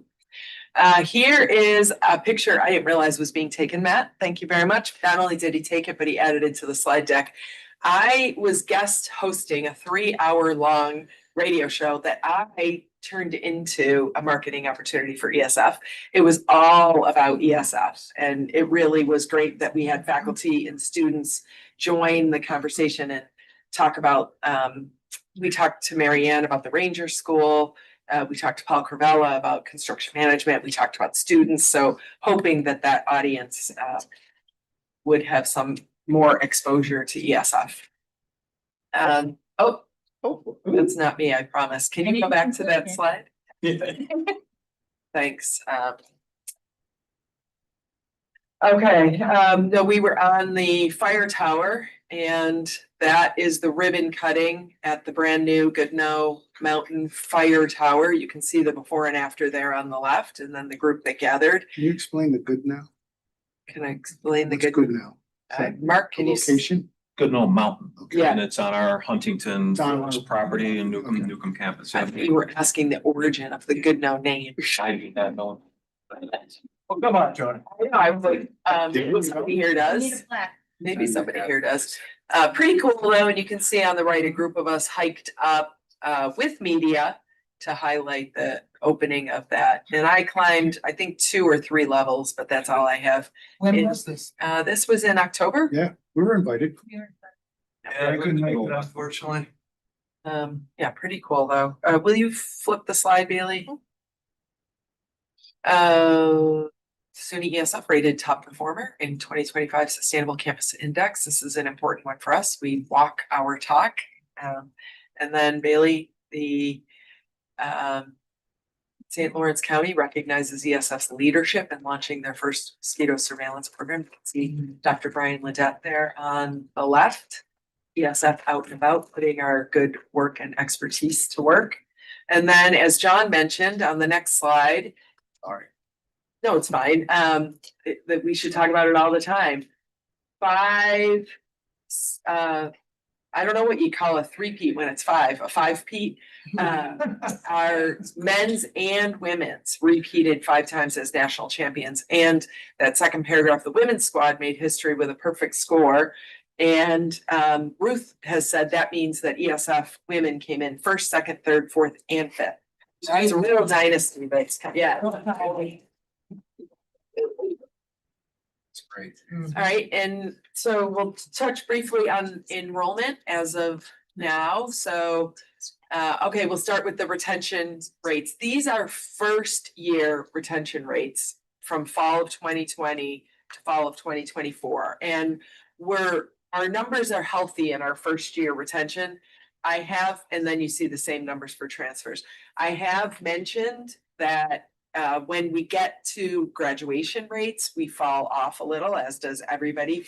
But there's a real opportunity for us to do better by students in terms of the graduation rate, and it will help our budget if we can retain students.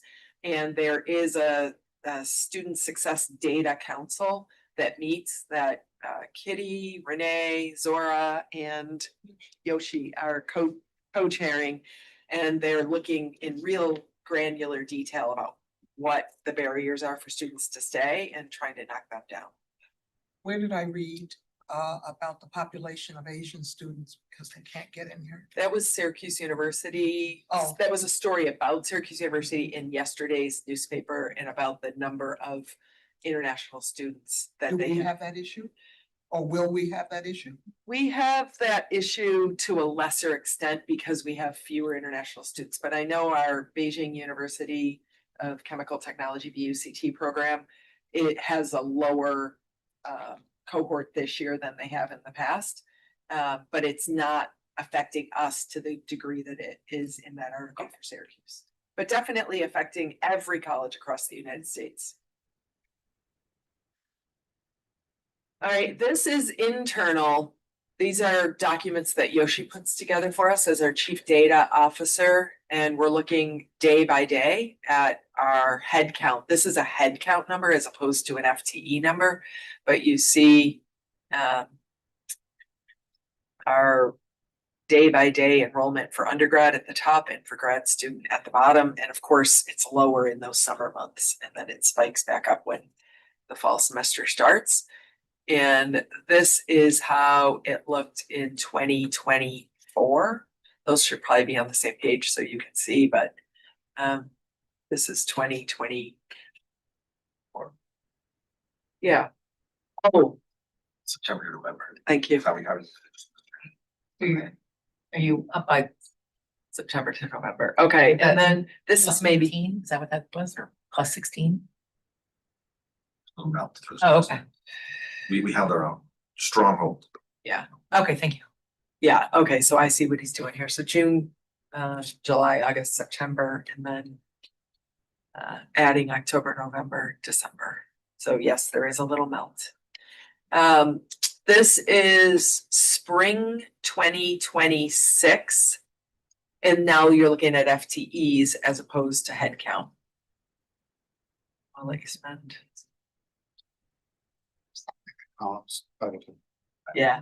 Yeah, the titles moved over at me. Yeah, so take spring 2025 for the middle column and spring 2026 for the right column. Are the associates the Ranger School, or are there other associates? They are at the Ranger School. All right, and then here is our first look as of December 1st at what the fall 2026 enrollment looks like.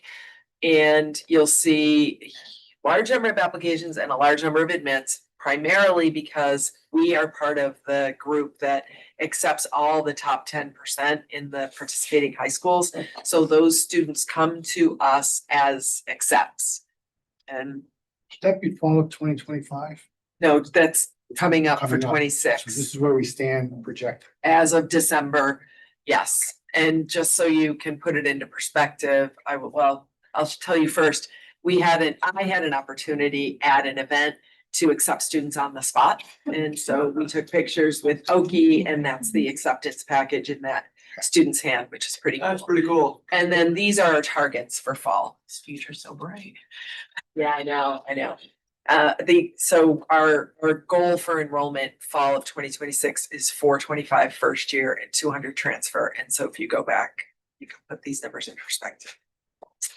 So they're starting to go out and starting to come in. I got a text message yesterday that I forwarded to Kitty from a very happy parent whose student had been accepted here and said, we were the first school to accept their student, which is our goal, because the data shows that a large percentage of students accept the offer from the first school that accepted them. Yeah, okay, and then I did go over this, so I won't spend a ton of time on it, but this is our budget. I showed you at the end, the 1.8 million in additional direct state tax support, and then bottom right, that's how much less we have to spend this year as compared to last year in all of the categories where we've committed to save money. I gave you the voluntary separation program update. We have 33 ultimate candidates or people that have elected to separate, and it represents $3.6 million in salaries. So we do have some room to save money, which is very helpful. And then this is the College-wide Stability Planning Committee that is in structure but not yet populated. And this was my suggestions for areas that they might want to look into. Faculty, staff, and service is on June 8th. And this is what the calendar is for that. And that is my fastest Board of Trustees update, because you spent so much time on the facility or finance committee, which I appreciate. Can I ask one question? Yep. You had a slide right in the beginning where you were talking about the admission rates of students. Maybe it's that one right there. Yeah. This is retention. Retention, right, this is the slide. So let's just go to 2023 or 2024. Out of the students, the initial cohort, we're saying that only 33 or 43 graduated? No, we're saying in fall of 2023, 394 new first-year students started at the college. Right. And for their second year of college, 343 were enrolled.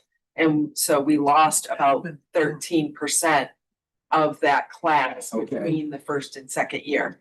those students either transferred away from ESF or stopped going to college. Okay, Which is. okay, and of the transfer students down below, Same idea. same idea, Right? Although they're not coming in as first year students. gotcha. So those numbers for the first year retention are very healthy. But if you look out, and Kitty maybe can give a presentation from that Student Success Data Council to a future board meeting, you will see, as it is at every college, you'll lose a few more between sophomore and junior year, and then between junior and senior year. But when we get to our graduation rate, we are in the pack with the state operated colleges, and SUNY believes, and I believe, we should be in the pack with the university centers. So we have some opportunity to improve our retention rate, and that will help the students and it will help the budget. But overall, I thought we were doing good. Those first year retention numbers are very good. The graduation rates are in the 60s, which is healthy, but I think we can do better, right? Joni, what's the difference, if you don't mind, the difference between head count and FTE? Yes, so head count is the individual number of students that are here. Right. And they might or might not be taking 12 credits or 15 credits. The FTE is the number of students, or if you have two students that are taking 7 credits, that would be 2 head count, 1 FTE. Gotcha. Is FTE 15 or 12 or? 12. 12, so, So they're full-time students as opposed to part-time. right. Full-time equivalent. Do most colleges lose some students the first and second year? Yes, It and most, stabilizes, of course, when you get to your Junior, junior, senior. senior, because they've been there a while and they know the ropes, but I think most colleges lose more in their first year than we do. I think we're doing a very good job there, and then that makes it more likely that they'll persist. But as I said, we do have room for improvement at our graduation rate. I don't want to take anything away from our graduation rate, because if you look at other colleges, we're toward the top. But as the chancellor said when they gave us data, we're in the pack with the state operated campuses. And if we want to say we're special and all of that, we have room to improve on our graduation. Thank you. Who left because they decided they wanted to major in. Something we don't have. We do. If I may, I would just refute that we should be on par with the university centers, because we don't have English degrees or history degrees. If a student comes here and doesn't like STEM, they have no place to go. Right. You cannot draw a direct correlation to us and university centers in that degree. Our job is to graduate qualified people. You can compare us to optometry for something like that, not a university center or comprehensive. Why do we have a 97% placement rate? Because we graduate qualified people. But Kitty, you said we do know. Yeah, we do have data that says they transferred from, we don't have.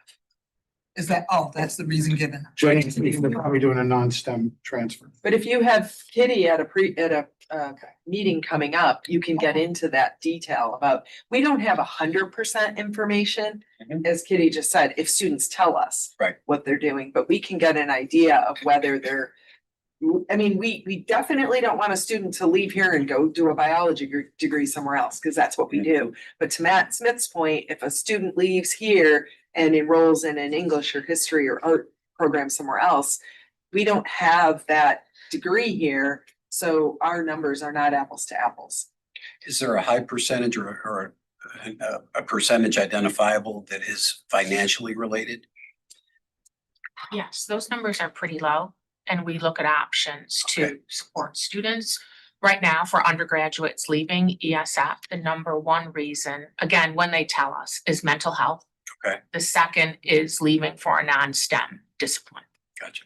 Great. Thanks, Kitty. Mental health. Honestly, it was the same thing, you just can't. Time. You want the clicker? Okay. Next, we have our student reports, undergraduate, Dan Bear. Thank you. Hello, everybody. Good to see everybody again.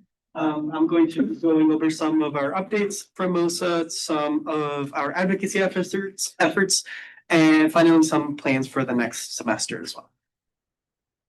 So for some quick updates, starting off with our MOSA Senator fall elections, we were able to elect up to 3 new senators for our departments. This is, just a great effort in seeing more participation in our student government. And we're just looking forward to having more participation in our student government. We also had a fall kickoff and stress buster for the start of the semester. Again, just keeping hopes up, keeping morale in our campus, and just a great way to keep our campus happy and feeling good. We also had the ESF rally. We partnered with the UP and had great student output and turnout in the ESF rally. We were able to, speak and have our share our voices. Unfortunately, we were not able to contact Chancellor King to deliver a petition. But I'll go a little bit more over our advocacy efforts in this next slide. We were also able to meet with SUNY leadership. Yeah, sorry, speak up just. Oh, Stephen. Yeah, I'm so sorry.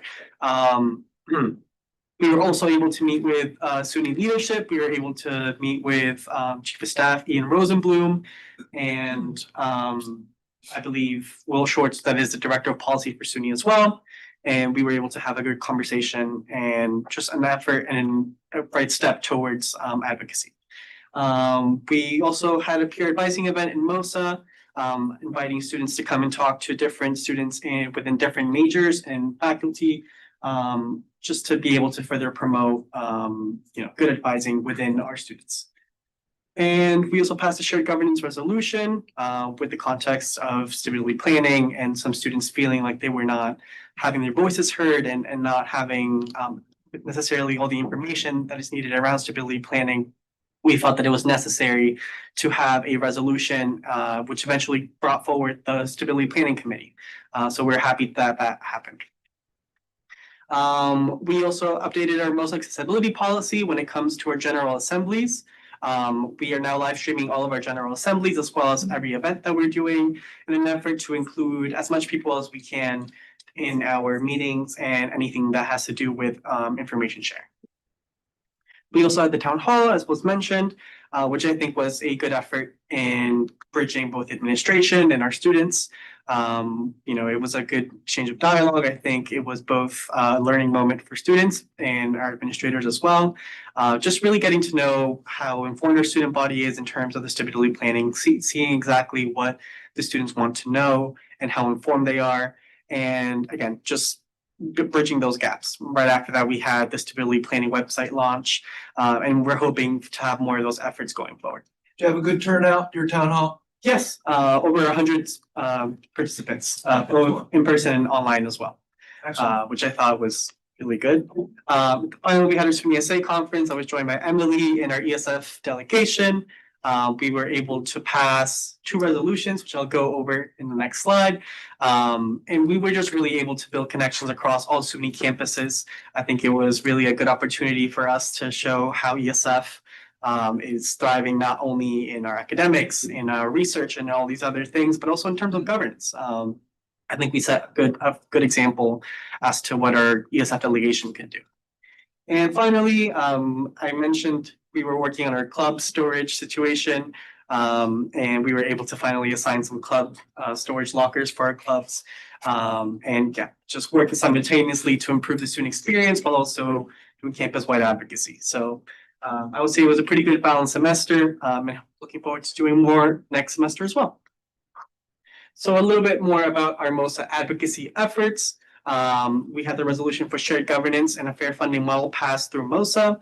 The shared governance committee was formed from the shared governance resolution.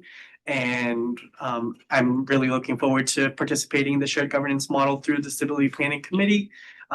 We had another resolution that passed through our MOSA body for calling for SUNY for a fair funding model, which passed through the SUNY SA body, with the support of other SUNY campuses that are also seeking a fair funding model and just more transparency in the SUNY funding process. So we're building allies across the SUNY system and hopefully in an effort for, again, just more transparency and better funding for all the SUNY campuses.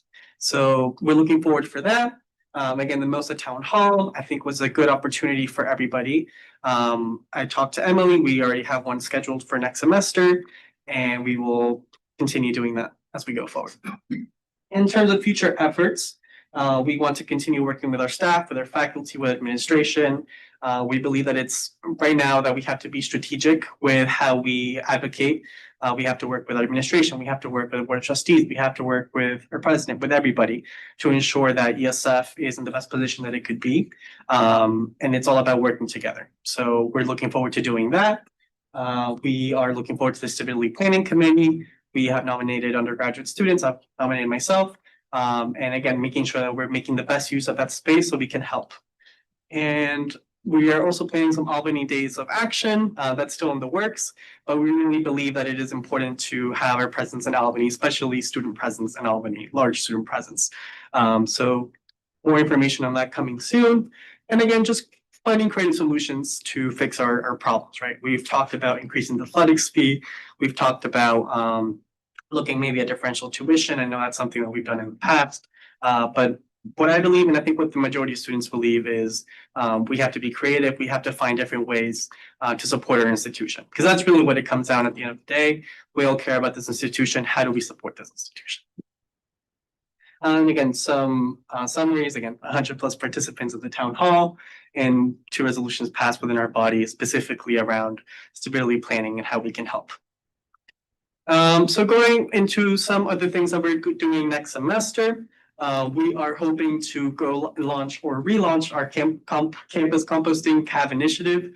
Our campus used to host a off-campus composting opportunity for students, where students that may live off campus still want to compost but are not able to. We are able to find a way in which we could collect that compost and bring it to a composting site. So we're looking at ways to explore that, and we're going to work with Mark and our sustainability office here on campus. We are also looking just for further club storage solutions. Again, as much as we are here for advocacy and working, we are here also to provide to our clubs. So balancing that as well is going to be a priority. We have our general elections coming up on this upcoming spring. We're looking forward to that. We're going to elect president again. Hopefully I'll get reelected. We'll see. And yeah, just a great opportunity to bring new voices, new fresh perspectives into our student government, which is really what we are looking forward to do. Finally, accessibility and health. We are brainstorming ways to increase health access. Yesterday, my vice president had a meeting with Kitty and a couple different health stakeholders here on campus, looking at ways in which we can make a better use of our health fee, and also just being more creative with the way that we are able to provide different health services for students on campus. We currently don't have on-campus health services, so it is a priority for students to have something, a solution in the meantime. We are also seeking ways in which we can involve more students in construction and renovations conversations. I'm happy to see that we are having some sort of on-campus facilities conference and seeking more of those opportunities. I'm going to work with Mark just because I think it's important. The state of our campus physically is very important for our students in terms of accessibility issues and just see what our campus would look like. I think that's an exciting way if our students, I think if students know like what their renderings look like and things like that, like those are things that excite us and create a sense of hope. And then finally, just keeping on our transparency and advocacy efforts, more opportunities to connect students with administration, like I mentioned, town halls, also ensuring that due process and inclusive decision-making are being had. So either through the Stability Planning Committee and through any other ways that we as student body can hold each other accountable, right? And just working together to advocate for our campus at the end of the day. Like I said, it is our priority to ensure that we have a good, vibrant campus community, one that is thriving and one that is very positive. So that is that from my end. Thank you. This is our entire MOSA body. We have over 36 elected representatives, and we're hoping to have more. So thank you. Any questions? Yeah. Yes. I'm really curious on your health piece, with mental health being one of the number one reasons folks leave. And then I'm just really curious what kind of focus, and on the mental health piece and your, Yeah. on the health. So we have a very good counseling service. Uh-huh. We have 3 hired on-campus staff, counselors. So we have, I would say, a good mental health offering. I think where we could look at having better solutions is in terms of on-campus physical health services. I know we have Timely Care right now, which is a good remedial solution.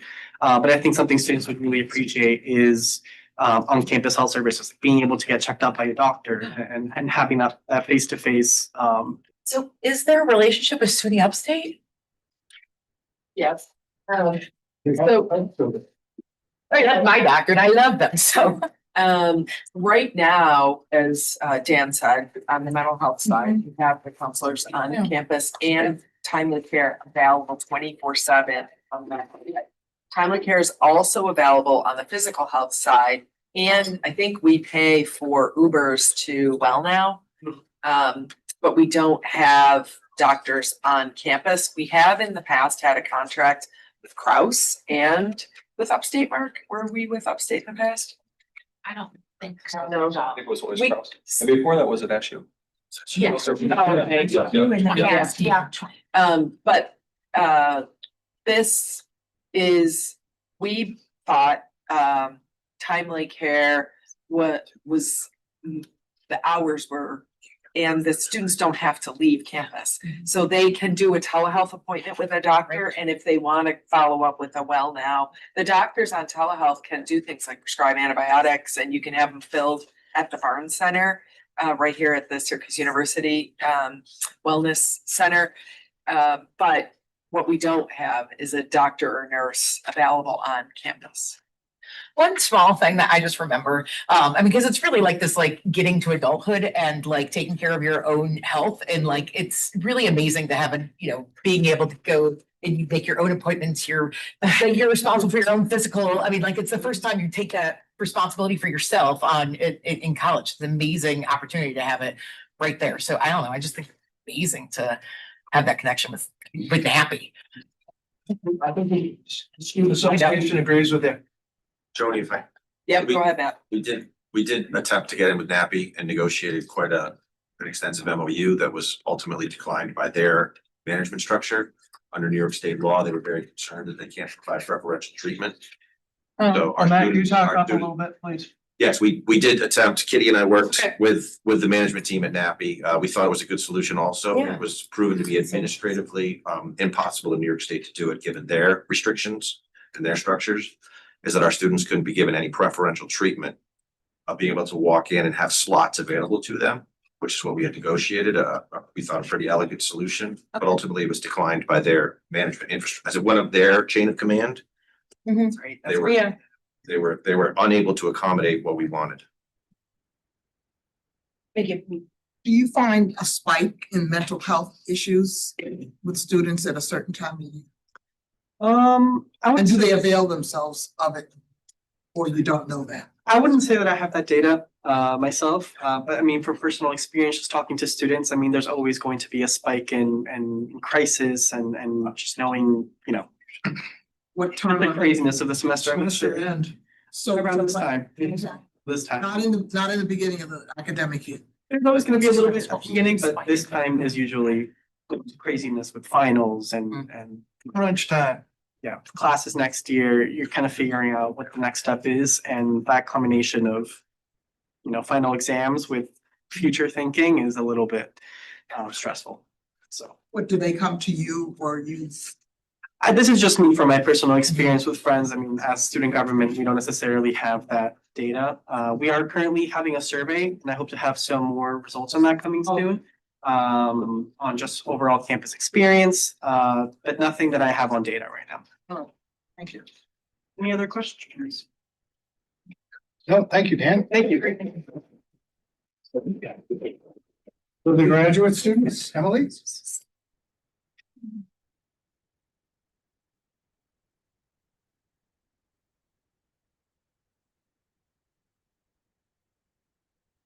Hi, everybody. Thank you for being here today.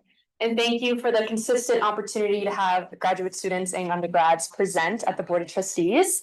As a reminder, my name's Emily. I'm the president this year. Today we're going to talk about a recap of our fall semester, our plans for the spring, grants and awards, our conference, Central New York Conference in the spring, a couple survey results, and then a progress report on what we chatted about in September. Yeah. So to start with our fall semester recap, we've overall had amazing engagement at our Welcome Back TG, which is like a social at Salt City Market downtown. We had about 90 students come, which is a big success for us. And then GSA Day, we had about 70 people come, which is huge. That's only the second year we've celebrated GSA Day, the day the Graduate Student Association was created.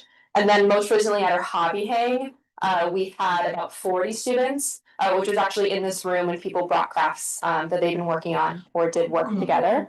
Yeah, that's that photo, the two bottom photos. Oh, geez. Are that, yeah, it was cute. I couldn't go, but that was a big success. The top photos from our GSA Day celebration. Also, I didn't mean to skip over this, just for photos. I didn't have a photo of it, but our edge events, those are more professional driven, and those have consistent attendance, and those have been going well. As Dan mentioned, we went to the SUNY SA, or the Student Assembly, where all the student governments at SUNY schools come together and basically have one big business meeting. That was my first time at the meeting. It was really cool to see the amount of undergraduate presence and advocates. In my time as an undergrad, I was involved in campus, but I did not advocate nearly as much as you. So highly commend you and your graduates or your undergrad peers. And we also went our grants and awards, and I'll talk more about that in a later slide. What are the numbers you're holding up, 75 and 56? Those are our delegate numbers, because it's a room of like hundreds of people. So they say, everyone vote, and then you raise your little panel and they count your number. Yeah, it was fun. So spring semester plans, continuing those edge events, town hall. We haven't invited anyone there because we just kind of settled on a date between most of GSA, but we will be inviting everyone here really, as well as other staff and faculty. We hope to have that January 22nd, but obviously it depends how many admins can come. And that will be the first time in at least recent years, most in GSA have combined a town hall. So again, just sketched in the calendar. That's why we haven't reached out to you yet. And then our Central New York Conference, I'll talk about this a little more later as well. That will be late March. And then we'll have a welcome back TG for the spring semester, hopefully January, maybe February. What's TG? TG stands for Thank Goodness It's Friday. It's like, I think they've always called them TGs, like since graduate students have been here. So it's just a traditional name for our social events, yeah. And then we always have a spring picnic to celebrate the end of the year. That will be in April. So grants and awards, we had a record participation year of 62 applicants. I'll get into what that looks like from past years in the next slide. But we did change up our grant cycle. We used to do a fall and a spring call. Instead, we combined that into one larger call, and that just makes it more efficient for the review process. Instead of finding faculty reviewers and committee members twice a year, we only have to do it once a year now. And that also better aligns with the GSA budget and the school budget. Our budget resets at the end of the spring semester. And then July 1 is the fiscal year for the school. And previously, we were awarding grants in the spring and they were being paid, reimbursed in the fall. So that just made it really difficult to budget through the change in fiscal year. So this way, the reimbursements don't go over that. It's all contained within one fiscal year, which should make it a lot more efficient as we keep running grants and awards. So as we had lots of applicants, it was only a 9-month period. That's because we're transitioning into that one year cycle. So our grants and awards cover everything from September 1st to May 11th, whatever the day of commencement is. And then from now on, it will cover after commencement to the following year's May commencement, and so on, so on. So the review status, we're still in progress. The deadline was November 15th to submit, so we're still in the process of reviewing all those applicants. And then in the spring, we'll run our Student Excellence Awards, and then our final credit and capstone support funding is ongoing.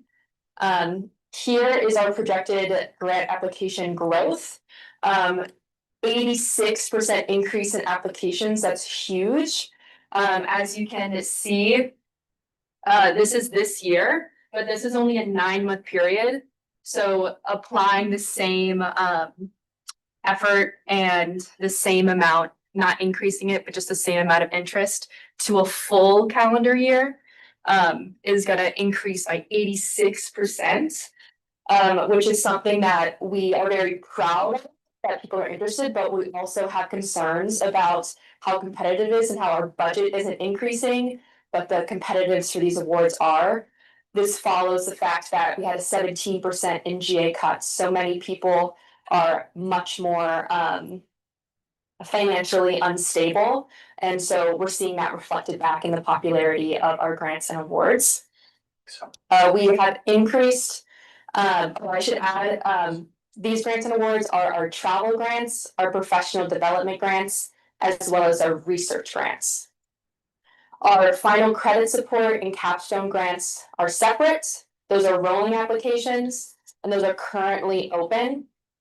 We have increased the budget from last year for 2 students to 10 students this year. This covers the final credit, so when you're post-candidacy, or if you're a master's student, you can be only in 1 credit for the semester you're defending, and that's $471. If you're not a funded student, then you cover that $471. GSA is covering that 1 credit for the student if they're successfully defended, reimbursement based. And the capstone support, capstones are open to the campus, and it's really a celebration of the work you've done in your entire degree. So it's seminar style, and this is basically just supportive up to $150. If you want to have some food and drinks at your capstone to really make it a celebration. We don't want someone to not feel like they can celebrate just due to financial reasons. It's a huge accomplishment to get to that point. So GSA is just helping them run through the finish line. Moving on to Central New York Conference of Environmental Science and Studies. Save the date for March 27th and March 28th. Our theme this year is Research for Resiliency, Uniting in Space and Time. We are still planning the conference, so we have the dates. It will be throughout campus, in Gateway and Marshall mostly. But this will have undergrads and graduates at ESF included. And we will also be including local schools like Lemoyne, Syracuse, OCC, and we hope to extend it to the greater Central New York area, like Cornell, Oswego. It kind of depends on the interest we get when we send out our save the dates. But hopefully it can be an all-encompassing Central New York conference, not just the Syracuse area. And big shout out to our programming coordinator, Madeline Scorsia. She is the committee chair on this. She plans all of our events, so really proud of what she's done. We are currently running a survey as GSA. We have 28 responses as of this Monday.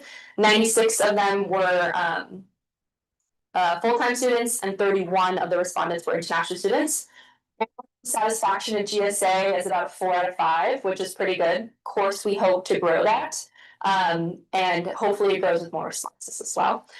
But we're at a good point at this point in the semester. That's a 4 out of 5, hopefully increases throughout the year. The most participated events we run are the networking social events and then our grants and awards. We also have about a 4.5 on how welcoming and inclusive GSA events are. Hopefully we can increase that. We do have a lower score for ease of finding information on events, funding, and initiatives. We're not the best at balancing between having a website, emailing things out constantly. And so we just want to get a better hold on our communication so it's more visible, easier to know what's going on. So hopefully boosting our participation in the coming months. This is one quote I'd like to read from our survey results that I think is a great I want to thank it's anonymous, but I want to thank the person who said this because it's like a perfect screenshot of GSA. So it has given me a lot of peace of mind that the GSA is there to advocate for our needs and concerns as grad students. I also feel like I found community through GSA social events, which I probably wouldn't have without them. The research grant not only supported my field work, but the reporting motivated me to draw out my preliminary results. Social, professional, academic, that's what GSA does for grad students. So proud of our work we've put in and will continue to do so. I do want to recap on September 18th at Board of Trustees. We talked about a couple grievances. So we talked about GA cuts and workload, clarity of roles and expectations, and administrative support shortages. We have not seen much improvement in these, and I think these are just reoccurring problems. And we hope that, especially the third bullet, the administrative support shortages, just on the back end, how slow certain admin offices are. We hope to not see that decline any further with our voluntary separation program. So we hope, of course, we're filling where we should. And if we see a department that needs more help, they get more help. So everything can move smoother on campus. GSA made a couple promises in September to increase our grants and awards, organize a town hall with key admin, collect information via survey and share results, and encourage students to attend AG meetings. We have done all of that and will continue to push all of that through the semester. We want to thank everyone here for the increased communication and transparency. I think the formation of the Civility Planning Committee is awesome, and I apply to be a part of it. Hope I am, but if I'm not, I'm very happy a graduate student will be there, as well as an undergrad and all the other heads on campus. I think it's great direction moving forward. I gave you lots of information, so please ask any questions. And if you don't have time today, you can always reach out to the GSA email or my personal email. Always happy to talk about grad students. Thank you. Thank you. Really, just one comment. Can you make sure that for the Central New York Conference, you get to Nicole or Mark that save the date when it's finalized so they can get it? The date is finalized. Right. Yes. That card, can you Yeah. get it to them so they get it to us? Yeah, totally. Yeah. Thank you. You're welcome. Any other questions? Good job. Thank you. Great, thank you. Can I just say, both Dan and Emily, thank you. It's really remarkable the amount of time that you volunteer on behalf of students here, and you've really made a difference. And I really appreciate the collaboration and the time that you've spent with me, giving me feedback and advice, and so far so good, but thank you both very much. When do you sleep this night? I know. Never enough. And sleep when you're older. No, that's not going to be possible. You know that. When does that happen?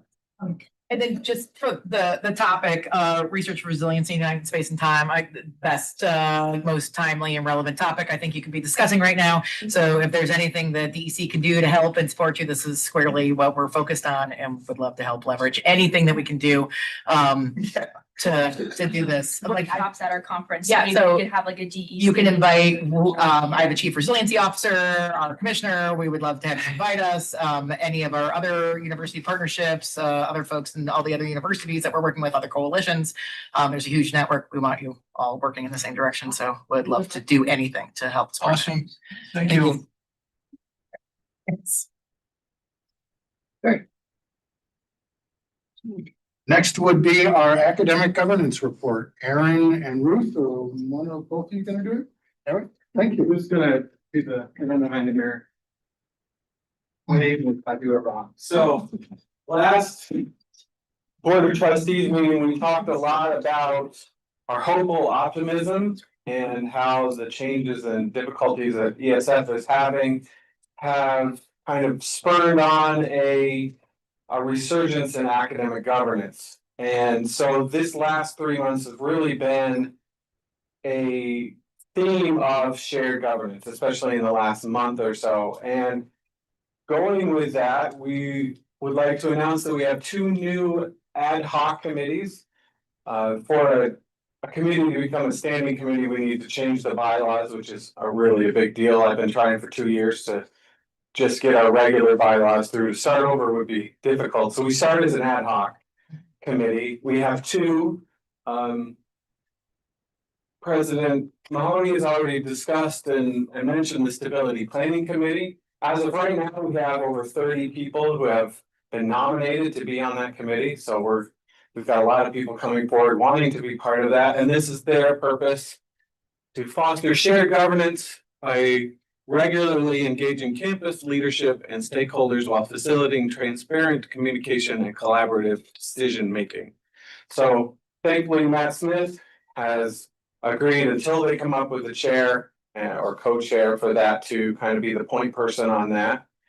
And we look forward to working with them, and they'll be reporting to the AGEC, of which Joni is a member. She's the chair. We're just the executive chairs that keep the gears rolling.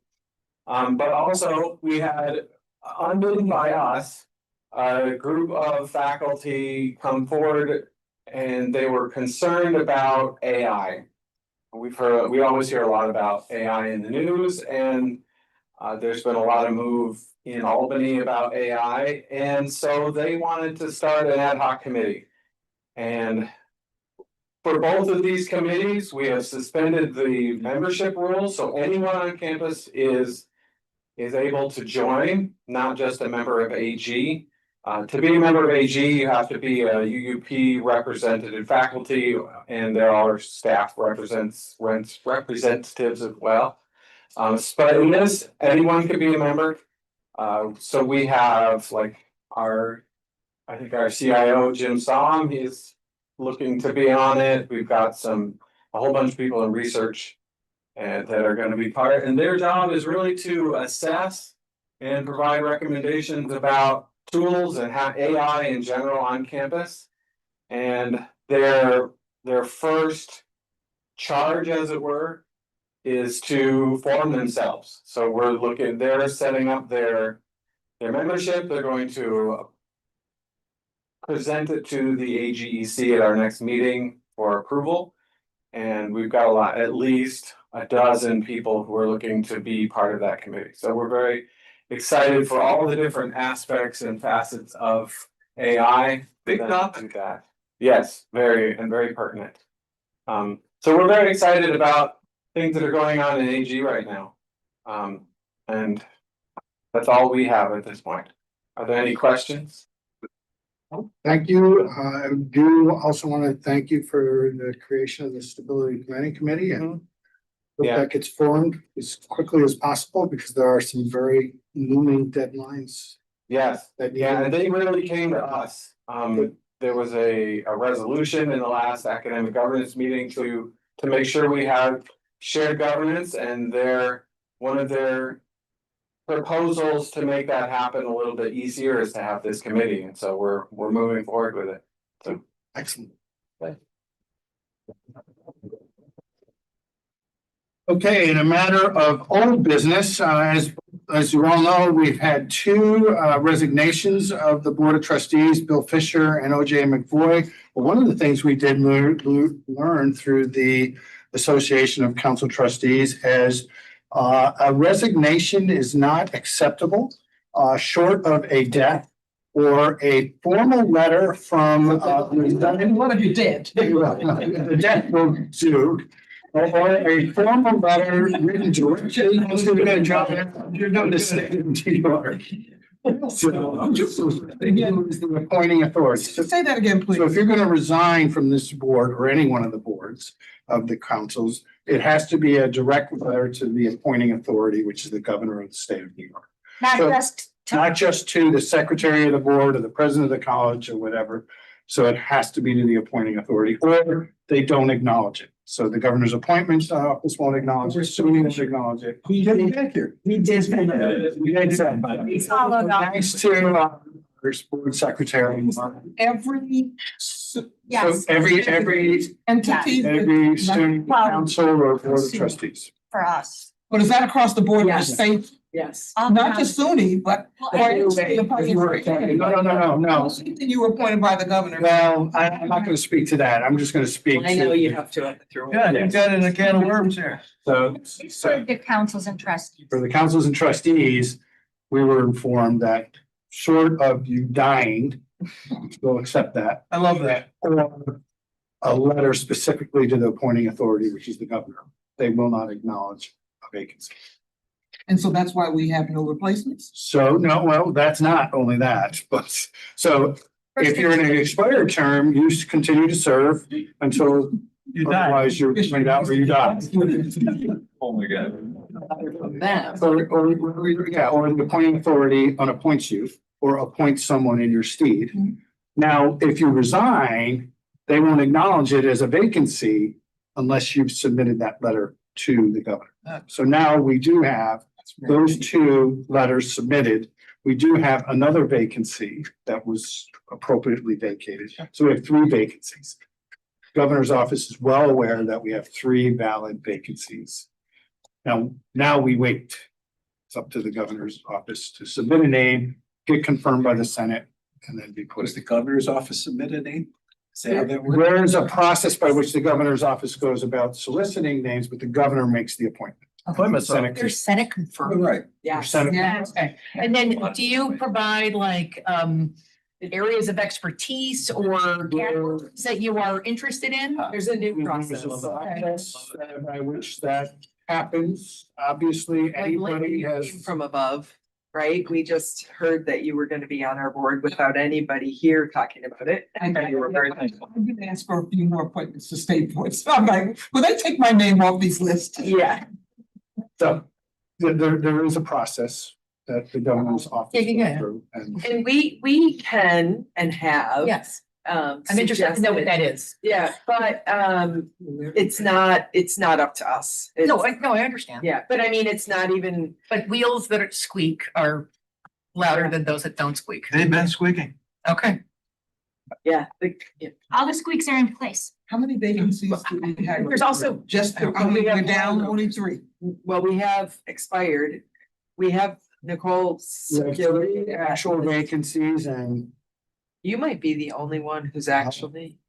I think they might. five No, but I'm saying everybody else. serving in expired terms. I think everyone's expired. 6 serving. in expired- Everyone? Everyone's serving in an expired term. But SUNY is telling Yeah, you, not dead. don't worry about that at this moment. You guys are fired. It's okay. The. You're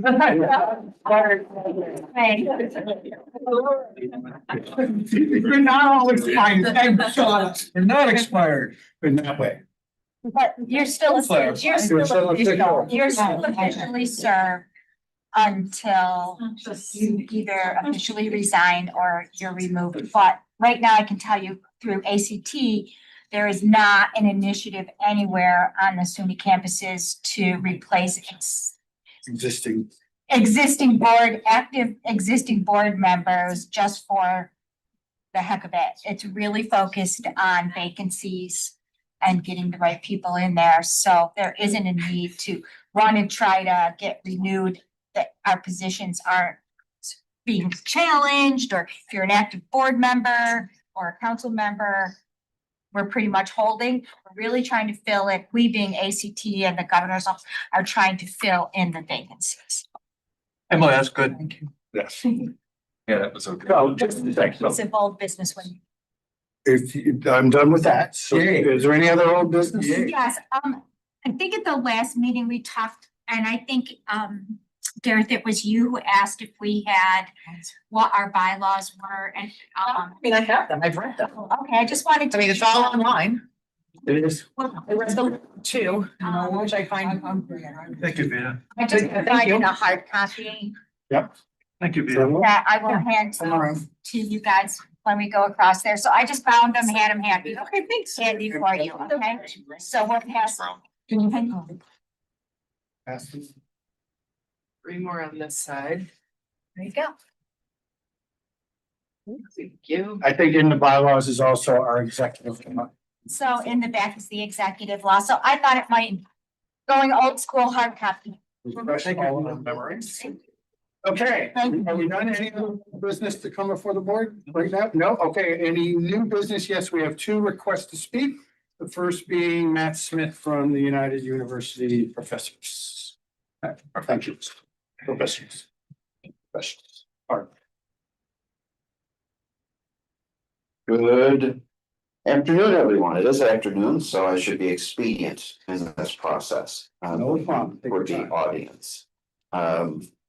Want to acknowledge, I won't belabor those points. Thank you, Dan, for telegraphing our upcoming advocacy events. Yes, one will be a ESF dedicated event itself. We have a lot of support in putting that on. Details forthcoming on that, but look for the invites there. And the established Advocacy Day with legislative reception on the 23rd of February and Advocacy Day itself on the 24th of February. ESF has had for a number of years one of the strongest contingents represented at Advocacy Day for a small campus. It really just takes like UB to get more numbers than us, and they're huge, right? Chair Bartow joined us last year, which was great. We have faculty, staff, chair, student representation at these events. No other campus can claim that. We would like to continue that tradition of having a coalition representing all levels of the campus at Advocacy Day. So please look for information on that coming out shortly. And can I send that to you, Nicole? All right, thank you. Perfect. And you know, we need more than ever, so we're going to show up in larger numbers than ever. Thank you on that. So speaking to, other UUP advocacy events, again, details forthcoming. We have a panel event with, and I don't want to get spoilers, both regional and national figures on board to come to speak, on behalf of ESF. No spoilers. Stay tuned. As soon as I can share that information, I will deliver that information to you, but there's some real big names there, and we're just trying to get a last couple of panel slots filled. Our goal is to have that as an online panel so it can reach the widest audience possible. So please stay tuned there. I want to then turn to acknowledge the great questions asked by trustees Frieden, Brown, Robinson, and DeMarchi during the discussions, both in the finance and the board of trust and the general board meeting about the stability planning process and the implications thereof. And connect that to the formation of the stability planning committee. So those questions were the very questions we've been asking about for months in various processes and not really hearing responses to. And this committee was truly born out of the frustration of the lack of these discussions that could have been happening for the last number of months. So while it is important to get this formed as soon as possible, it is still unfortunately in a very reactionary position where we firmly believe it could have been in a more proactive position because we could have discussed priorities, allocations, alignment to strategy, and implications. Because frankly, our strategic plan didn't do that for us as an institution. Yeah, and that is still very much in the air itself. So I just want to be clear. We are eager to work with everyone. We invite the Board of Trustees to be involved in this stability planning committee. We hope you attend future academic governance meetings. Yeah, please engage broadly and deeply on this campus, as truly we do want to come together and mend any rifts that may have opened or inadvertently opened. I saw that DO piece. I was not impressed with the reporting there. I don't think it was accurate. There's a lot of inaccuracies in it. That's the risk of the deal. Anyway, I think you hear my invitation. I think you hear the desire of this community to come together. Please be part of that. I want to acknowledge Menway's implication that software cannot really replace people It may move people because if it replaces function, that person still needs to be there to run that software, whether it's infrastructure or somewhere else. So thank you for acknowledging that, Matt, that it's going to cost somewhere else. You know, so it may not save that FTE. And of course, as you fully are aware, one of my primary roles here is to protect the jobs of the people here. And they are clearly under threat, unequivocally under threat.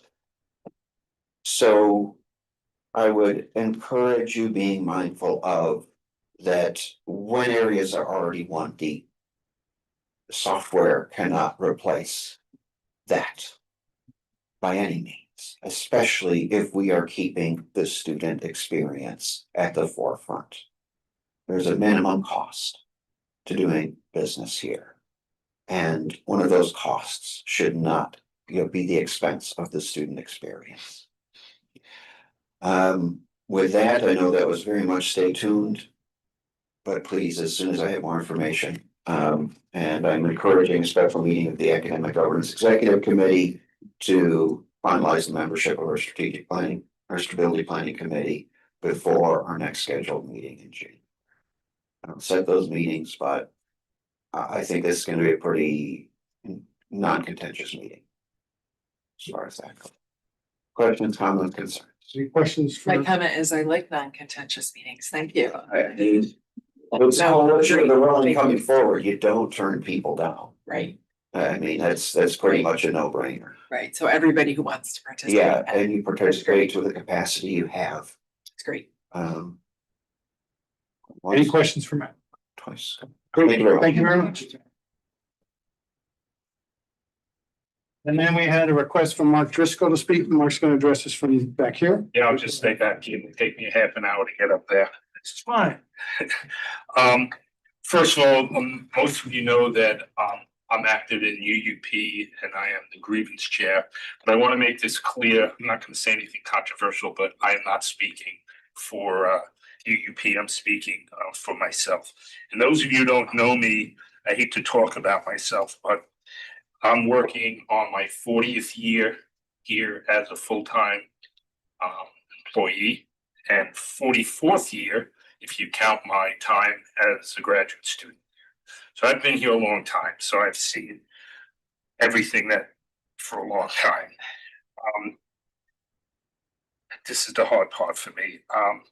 I've had a bunch of other job offers. I don't like to talk about myself.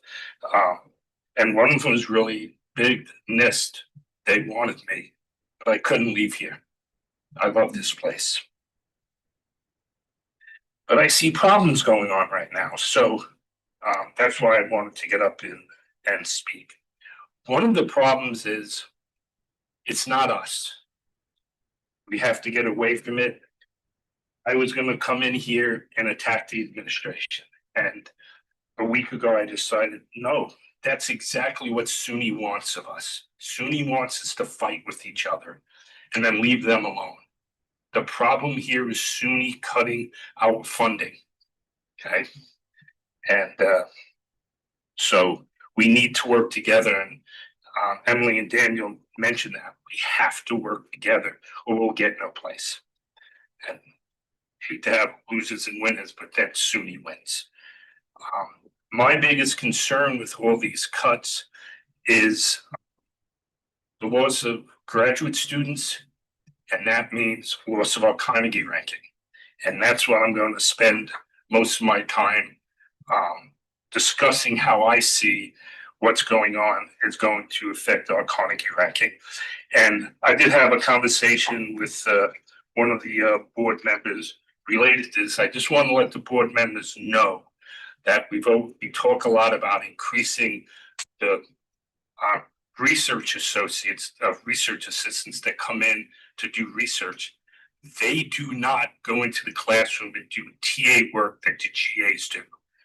That, they're paid to do their research. So that there's no direct exchange of that. So I haven't been able to get the number. It's just been hard getting it. But when Joni spoke about that SUNY sort of tells them what the estimates are for each year.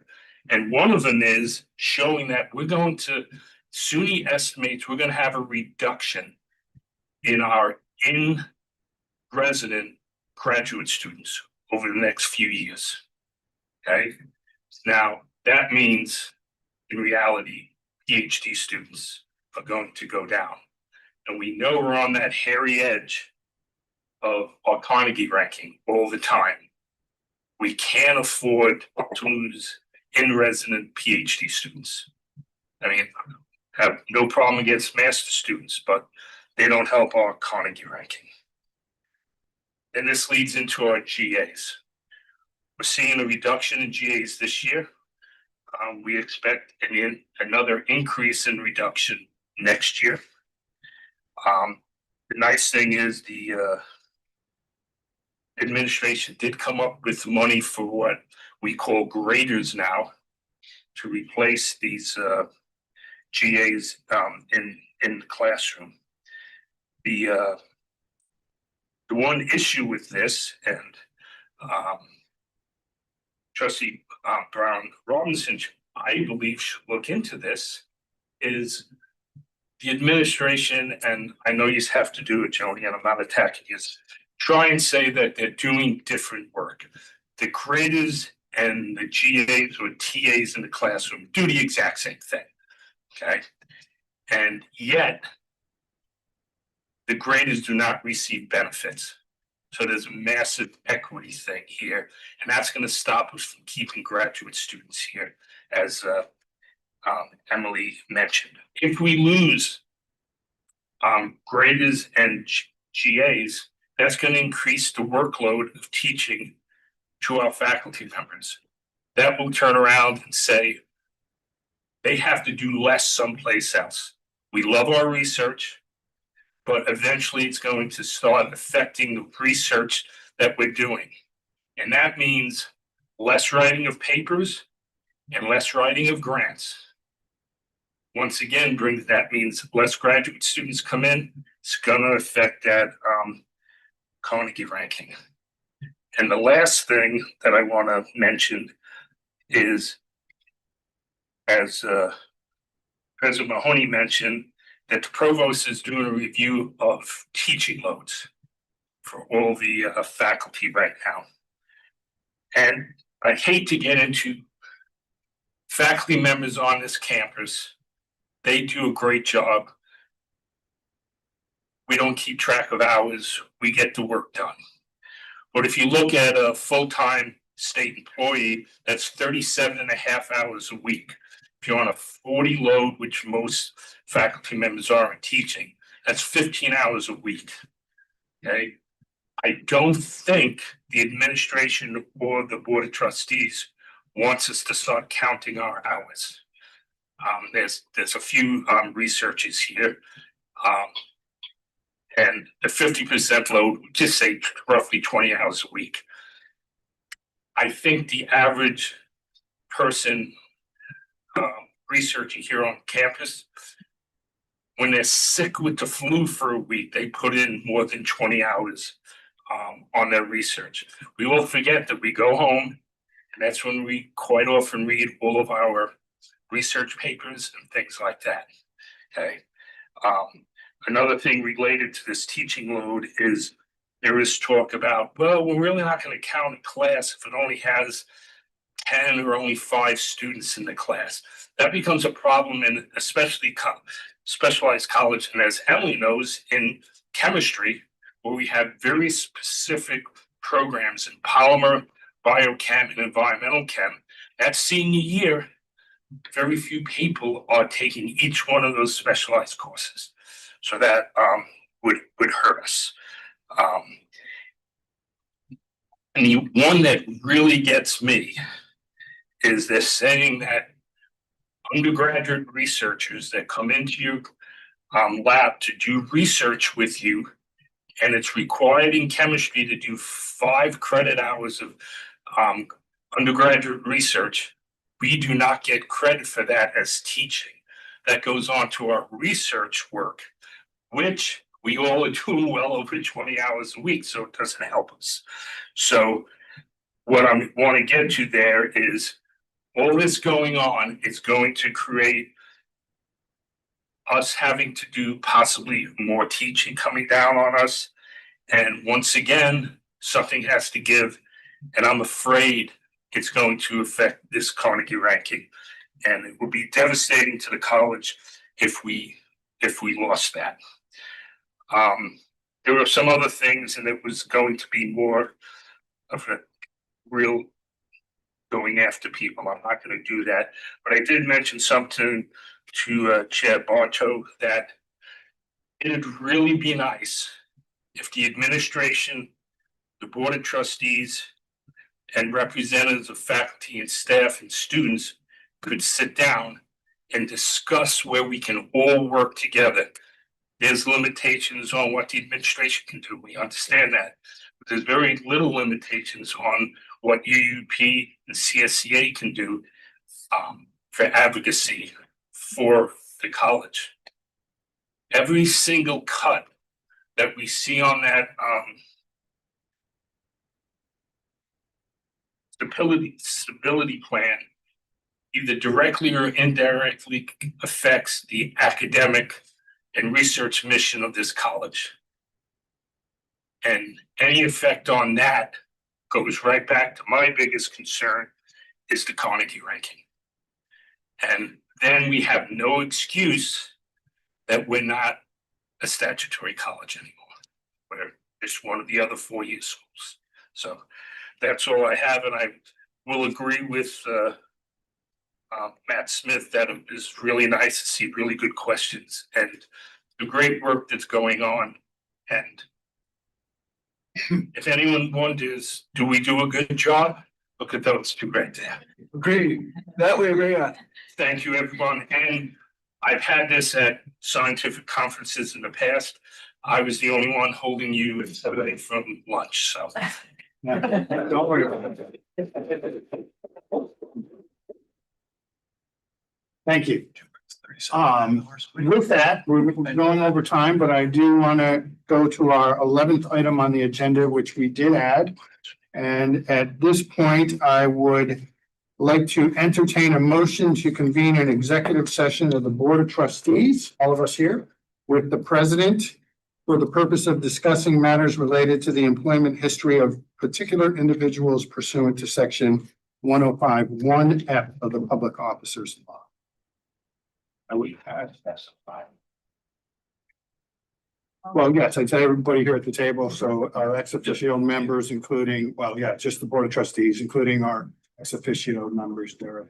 We have to adjourn from the. We're gonna leave here, go to room, it's 5, just on the hall, it's part of the meeting. And then we're gonna have to come back and reconvene. To adjourn. We're gonna take care of Stephen. We're all set. Steve is gonna join us remotely in that room Guess there we as can well. eat something of that. So I have a motion on the table for that. Can I have a motion? That's like Mark, a- please. Good. And so we'll take just a couple of minutes to get ourselves over there. If everybody's gonna use the bathroom.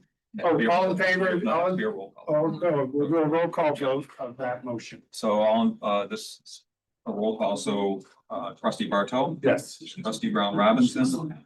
Trustee DeMarchi. Trustee Pedrizzi. Yes. Trustee Fitz. Aye. Trustee Vera. Trustee Sloan. He signed off already. He's over there already? Okay. Where are we going? Number 5. Just down the hall to the right and plus to the left.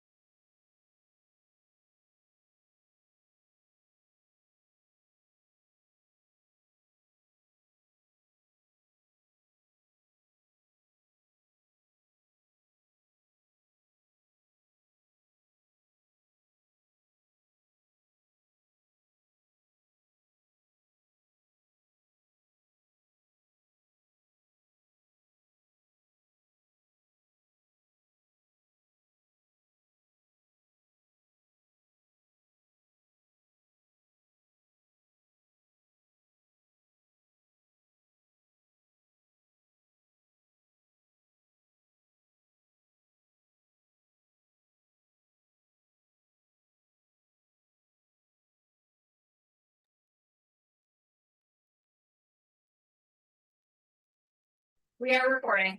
Okay, so it is. Stephen have to come in? I think you watch. Jen, if you want, she was. I think, do you need him for quorum to adjourn? No. Okay, well, It is again 33 and we are reconvening from our executive session, which adjourned at 1:30 PM. We took no action in executive session, so there's no action to be done as the Board of Trustees. There's no other business to be brought before this board at this time. I will entertain a motion to adjourn. So moved. Luna, second, Linda Brown Robinson. All in favor, signify by saying aye. Aye. We are adjourned. Happy holidays. Everybody. Safe travel. Thank you.